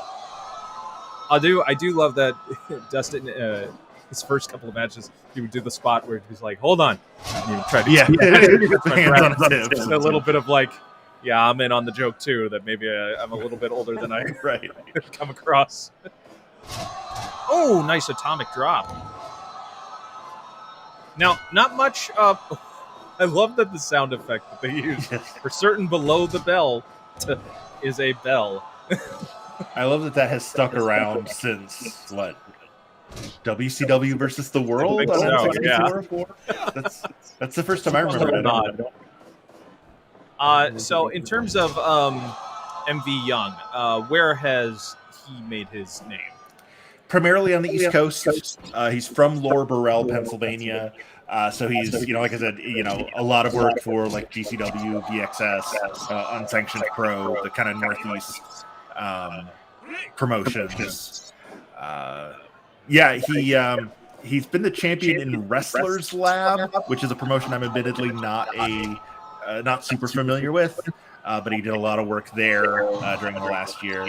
But yeah, he's pretty much just kind of on the come up. He's not signed to any of the big indies, but that's probably good for him at this stage in his career. 8 years you in, want to get those miles in. Yeah, exactly. You talked about the excursions that the Young Lions go on. Young is kind of starting his career with that.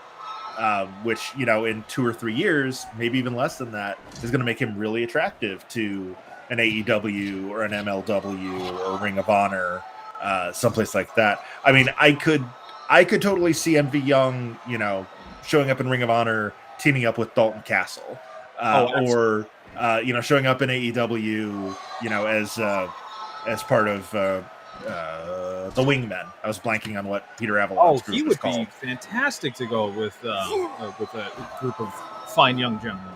Yes, he's got that, kind of that build. He's been building that, that fashion model lifestyle outside the ring, but also applying it to his gimmick in the ring. It'll translate. Just once he gets a little more polish, and he gets himself fully TV ready. Brass knucks. Little power of the punch action. What happened? I didn't see. I saw him reach for like a side, and then my monitor went out, and I didn't catch some fine officiating from Piero from AAA. Just I don't know. You saw something. I'll catch the replay, I guess. But yeah, it's fine. An upstanding gentleman like this, you're gonna hit as hard as good as you look. And that's right. Get that one for free, MV. Well, his MV's finisher, which I'm kind of hoping nice Blue Thunder Bomb, which I'm kind of hoping we're going to get to see. He calls it the one-hitter quitter, Okay.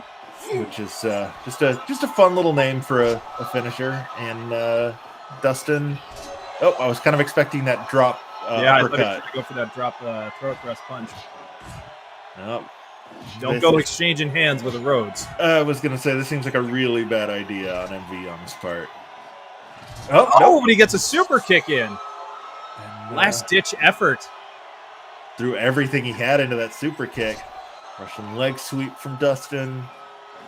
Veteran mind, bring him into the ring. Setting up for the final cut. There it is! Or a variation of it. Yeah, that was more of a kind of an elevated, like a sit-out reverse DDT. Young kicks out of it. Buries a knee in the midsection, a little kitchen sink there from MV Young. I always love that that's called the kitchen sink. As if like that's everything but. Yeah. Still don't understand that phrase. I'm sure there's some origin. Yeah. Era. Yeah. Before our time. Twisting neckbreaker. Actually, you know what? I stand corrected. That's the final cut, isn't it? Was I believe it? The other one was it was what the it final cut intended to do. I can't remember what he calls that other move. The natural Rhodes, or the natural Dustin Rhodes, or the original American Nightmare. Yeah. Whatever you'd like to call him, you can call him a winner. You can call him the victor. You can call him. Who is he facing in the next round? We don't have. You can call him Antonio Honda's second round opponent. You can also do. And hey, look, the favorite actually won. Indeed, the veteran moves on, and I was actually just having a flash in my mind. Could Dustin Rhodes win the whole thing? He could.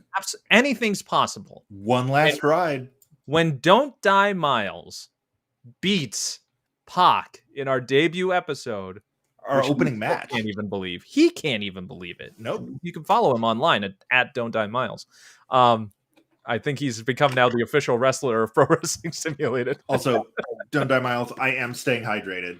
Yes, always stay hydrated, folks. Especially now, a lot of people think, it's getting colder. It's just a warm drink. No, keep yourself cool, and you will be, you're going to do just fine. You will be tranquilo, much like Andrade El Idolo versus Angelico, which is coming up right now. Now, here's the thing. Angelico currently has my favorite entrance to a ring ever. And that man's swagger.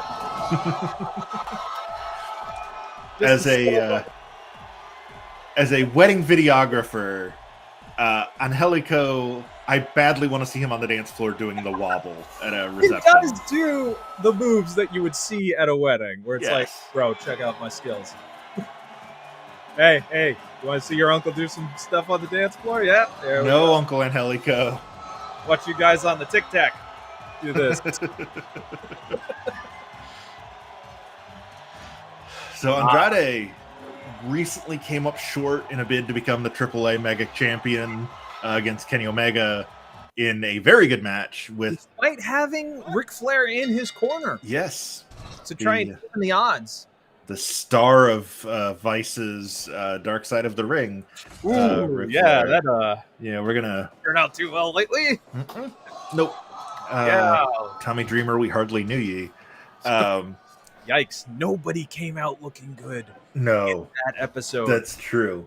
And now a whole car insurance campaign opportunity, unfortunately, may have passed by. But I mean, I still laugh at those commercials when they air, but because it's so obvious that Rick is reading from the script on the computer screen. Yeah, yeah. It's actually the only person that came out of that episode kind of looking good was JR. Yes. Kind of. Even there was a little bit of guilt by association too, but he's the only one that seemed to be like, yeah, that was wrong. Yeah. Like none of that was okay. I'm not saying it was good. You know. Then he just kind of trails off. Yeah. I first saw Andrade in Mexico before he ended up getting signed. Yes. And he was one of these guys that I actually thought would show up in Lucha Underground. And there were kind of like, if had like another season or gone on, like there may have been some, had he not been signed to WWE, there may have been a possibility. I feel like the character he plays now would have been good in a translation in terms, because he's kind of got like the Black Mask mob boss thing going on. And I would have loved to have seen him against Angelico. And there is also always a possibility now that in AEW that the two of them might face off. First time I saw Angelico was in Lucha Underground. Absolutely. And diving off of the stage. Off of Dario Cueto's office. Into the ring with a crossbody. I was like, who is this guy? Because I thought he was just... I didn't give much stock into it because, you know, he's surprisingly... He's not the bulkier type of build you even in a cruiserweight. You may see a bit more of a stockier style, but he is a guy who will tangle you up and make you submit in maybe, you know, more ways than you can think of, and maybe not a lot of different moves, but certainly many variations. Yeah, and he brings that style to the ring every time, and I think it's the swagger that's been getting to me lately. I mean, it's that ring entrance of just brushing off his shoulders and just going to it. He has a very strange build. Yeah, the way you're talking about. He's 6'3" and 198. Like, yeah, he's the thin man. Yeah, he has the weight of a junior, but the size of a heavy. Yeah, the height of a heavyweight. Yeah, weight of a cruiserweight. He has 6 inches over Andrade. He's 6'3" to Andrade's 5'9", but he's 12 pounds lighter. It's just it helps with being able, like the long legs he uses definitely for his absolutely. And it helps him. Oh, big the hammerlock DDT. Very nice. Very early. Yeah. Knox going in for the cover. That does feel early, but it was a little early. All right, Knox, I'm watching you. So far, he's doing all right. Calling it down the middle. Buckle bomb. Buckle bomb from Angelico. Big double stomp off the top. You're not going to see a lot of, acrobatic top rope maneuvers from Angelico, but you will see height because he has a jumping that his vertical is insane. His vertical leap is insane. Meteora from Andrade there. Andrade, a lot of people weren't given, like they were saying, I don't know, is this signing really worth it at AEW lately? He hasn't been doing much. But that match against Pac on Rampage really shut a lot of people up. The moonsault double stomp. Jeez, and he does it again. Times 2. Angelico, is he going for something? He might be. Nope. I think he took too much time. Reserving his energy, as it were. I think he wanted to do something, but he posed a little too long and saw Andrade come too. Even though I'm not going to take the striking, though. And here comes one of the submissions, or at least I thought it was going to be. Sort of a variation on the spinning toe hold there. And Poison Rana.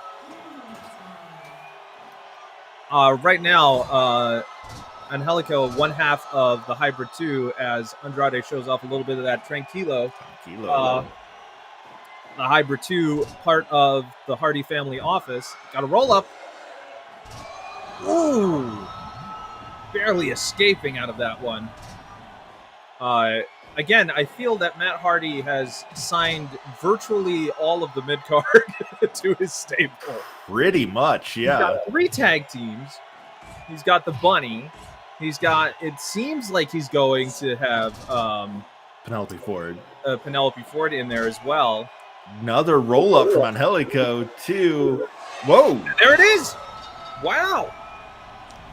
I did not see that coming. I didn't either. Hold on. And that's our third shortest match of the tournament. Angelico pulls off the massive upset. Wow. I honestly thought that match was going to go longer. I did as well. And Andrade, I guess, well, folks, you've seen a non-canonical victory of 2 AEW wrestlers go one-on-one, and you saw it here first. That's right. On the 500. Which now means Angelico will face Santos Escobar in round 2. That'll be a fun one. You know what, Knox? I'll give it to him. He called it right down the middle, and that's exactly what we were doing. That's the way we vet every ref that we have here. Of course, we've looked at all of their stats. We make sure everything's in check. And personal opinions aside, Knox, you are a great referee. I still think you need to watch those Young Bucks a little bit closer in your matches, though. Just saying. Yep. So it's time now for our main event with Trey Lamar versus Cabana Man Dan. Now, Cabana Man Dan has my favorite name in this episode so far. And Trey Lamar, this is my first time seeing. So this is going to be a premier main event. What do we know about these individuals right now? Or rather, what can you tell us, Mr. Splatman? So Cabana Man Dan is from Gadsden, Alabama. He is one of the smallest competitors in the tournament at 5'4", 145 pounds. It's his second year in the 500. He was 417 last year. Jumps all the way up to 264 this year. This is actually the 4th all-time meeting between Trey Lamar and Cabana Man Dan. Lamar has won all 3 of their previous encounters. They had a singles match in IWA Mid-South in 2018. They had a trios match in Black Label Pro in 2019. Dan's got something to prove tonight. And they were in a 4-way in Black Label Pro later in 2019. So Lamar is 3-0 against Cabana Man Dan. Trey Lamar, another Midwestern guy out of Canton, Ohio. He was actually trained by Johnny Gargano and Candice LeRae, and he primarily works for GCW. So he's another guy kind of on the way up. I guess Dan is as well. For sure. I saw Boomer Hatfield recently was wearing a Cabana Man Dan t-shirt for his match because he wanted to wear his favorite wrestler, he said. If that's not an endorsement, I don't know what is. And our referee for this main event. Speaking of problematic referees, we've got the legendary Earl Hebner calling this one. Not Dave. Not Dave. As far as we know. As far as we know, that's right. It's not his twin brother Dave. No. We have been very... That was done that early in the WWF. Yeah.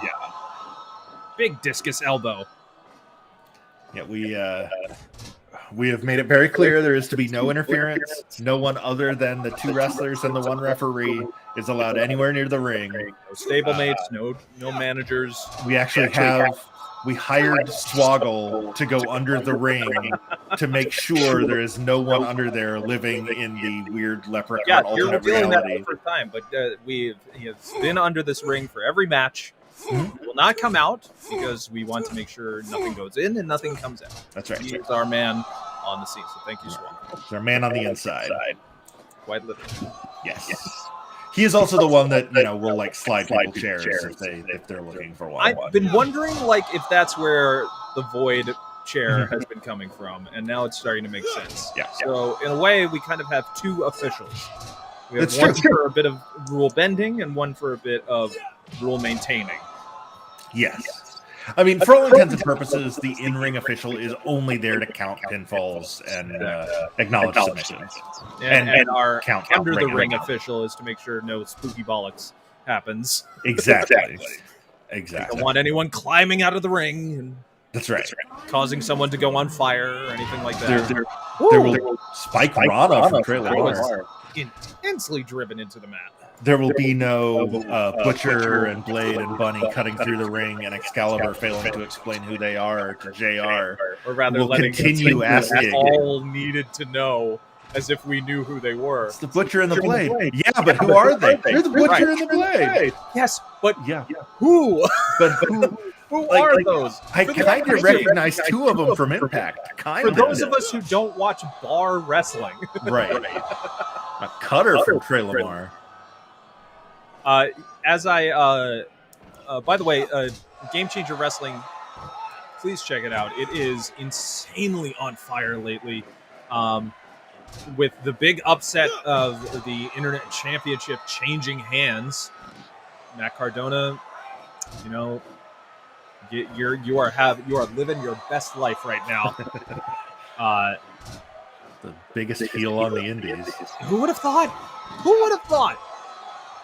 Smartest man in the biz right now. Yep. A lot of pinfalls are being exchanged between the two individuals.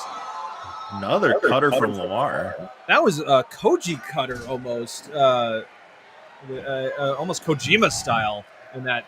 And Cabana Man Dan puts himself down running into the turnbuckle. I think he may have slipped on the ring. That's the risk you take when you don't wear boots. That's right. Right, I think he misjudged how close he was to the turnbuckle when he went to run the ropes, and a big Ricky Steamboat style chop off the top rope. It's got an Islander style to him. A shotgun drop kick. Well, I mean, what else would you expect from a Cabana Man? I'll drink on time when I order it, Yeah, that's true. I would love to be able to be rich enough to hire a Cabana Man. And if they're going to be as enforceful with the rules as they are, might as well be Cabana Man Dan. Might as well. And if you ever need a vocal warm-up, just say his name. That's right. As fast as you can 5 times. Say Cabana Man Dan and then say Nueva Generación Dinamita, and you are all set. And then you too could be a broadcaster for Pro Wrestling Simulator.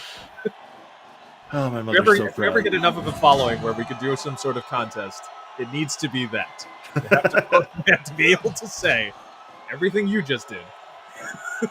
What, Nueva Generación Dinamita? Right now. Man Dan with another... That variation on the clothesline where he's kind of throwing himself prostrate as he does it. It helps that Dan is a great wrestler. Yes. It's even better that he has the name that he does. Because that gets you... Oh, nice drop kick. Sweep the leg, puts him into the corner, jumps onto the outside, and then hits him with a drop kick. We got a strike fest here. Exchange of forearms. Who's going to go down first? But it seems Trey's super kick from Trey Lamar. Off the ropes ropes again. Hits him with a big boot. A mafia kick, if you will, but I won't say because Tony D'Angelo might be watching. Yeah, I'm just waiting for the day when WWE tries to just do the Sopranos. Well, I was going to say copyright the word mafia, but we'll see how well that works out. And a Pele kick. And another super kick. Gonna go for a pin? Nope, off the ropes. Oh, misses the shotgun dropkick attempt. Dan, you can see, he was catching his breath on that one. Now Dan off the ropes, hits him with a clothesline. Off the ropes again, and a single leg dropkick takes down Trey Lamar. Dan's got a lot on the line here. He is trying to exercise 3 losses in a row to this man. And end up being 4. And I should point out of breath both of them are. In the back, watching, well, probably not in the back because he's not on the card tonight, so he's probably not in the arena. But nice variation too, sort of like Colt Cabana's style pin, which is such a great basic pin. Yeah, that is effective. Absolutely, just stack your opponent on top of himself. The winner of this match will face the potential next Universal Champion, Finn Balor, who, coup de grace from nice from Trey Lamar. Foreshadowing, perhaps? Is he foreshadowing, or is he getting a little cocky? He's 2 in a row. I mean, big DDT from Cabana Man Dan. No, I tried to turn it into something, but Cabana Man Dan DT, Dan DT, Dan. No, D Dan T. D. So many letters. Yeah, it just doesn't work. Big drop kick. High angle style. Almost hardcore Holly high angle drop kick. Rock style spine buster. And a kick in the face. Another single leg drop kick. I mean, if it works, it works. But you got to follow up with a pin, or else it's not going to matter. He's throwing a lot of offense at Lamar here. Diving backwards, tornado DDT. From a spinning angle position. That was impressive. I don't think I've ever seen anybody do that backwards off the top rope. That was wild. Just like pirouetting to get even more momentum and torque on that tornado DDT, which is hard enough to do as it is. Getting the crowd in on it. And they are. Ooh, sort of a laid down dragon whip. And Lamar just firing off the forearm shots. And a shotgun drop kick. We are in stereo right now with our call. I love it. Oh, nice variation of the roll-up in there. Only a 1, but he gets him with a cutter. Big cutter from Lamar. That might be enough. He's too close to the ropes, though. Oh, Hebner easily able to catch that. I would say rookie move, but Lamar's been at this a while. Well, not really. Lamar's got 4 years of experience to Dan's 19. I have heard more low blows in this match. Or maybe my ears have just been ringing. Whoa! Oh, Dan! Pop-up powerbomb from Dan. He has exercised. The streak is over. Cabana Man Dan has pinned Trey Lamar clean in the middle of the ring with that pop-up powerbomb. Fantastic. Excellent Cabana Man Dan, the rivalry, the win that you have been seeking for so long has finally come to fruition. Man, good on you. Congratulations to all of our winners moving on into the tournament. Let's have a rundown of our winners. Yes, for this card. Let's do it. Antonio Honda over Ultimo Guerrero in 1939 with the face cut, that sort of stomp that he did. Also in 19 minutes and 39 seconds, exactly. Our first 2 matches were both the exact same length. Billy Starks upsetting Rohit Raju with that top rope Hurricane Rana. Santos Escobar over Gabriel Kidd with the, whatever we're going to call the thrill of the kill. Buddy Matthews over Richard Holiday with that standing shooting star. Chris Ridgway putting Isaiah Scott to sleep with the sleeper hold. JTG pinning Sanson with the side clutch, which according to the game was the only match of the night to rate under 90%. It was at 88%, so still very good. Anthony Bowens over Jordan Oliver with the crossface. Dustin Rhodes over MV Young with the final cut. Angelico over Andrade El Idolo with the roll up. And in our main event, Cabana Mandan with the power bomb over Trey Lamar, 18 minutes, 57 seconds.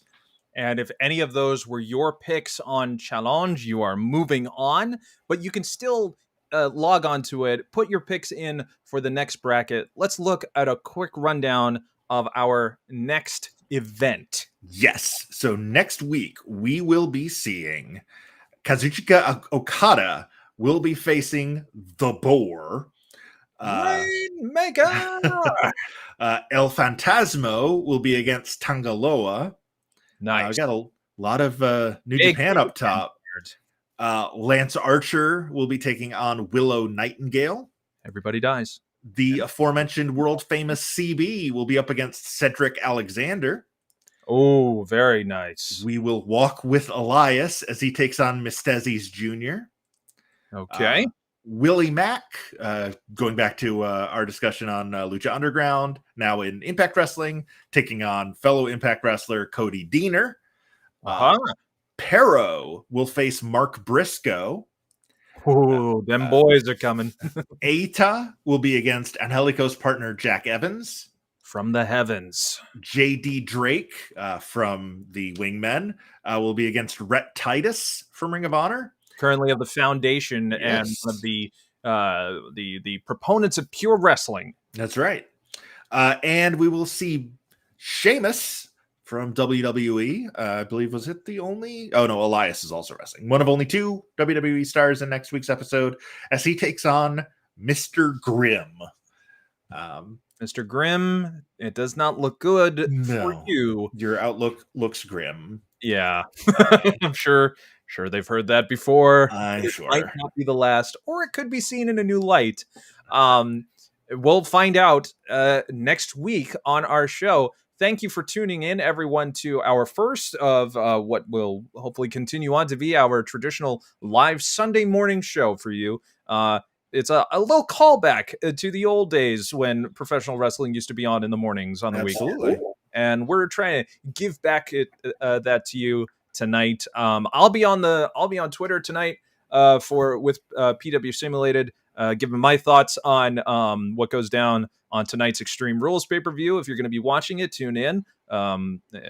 Follow us, of course, at PW Simulated on all of the social media. If you'd like to get in touch with us, you can always contact us at prowrestlingsimulated@gmail.com. Thank you to everybody who watched. Thanks to everybody who's been following the Facebook page lately. It's been blowing up. We truly, truly appreciate it. We will catch you next time. Thank you once again to the Statman, Pat Dooley. I'm Mike San Gregorio. Thank you for watching Pro Wrestling Simulated. We will see you next time in the ring.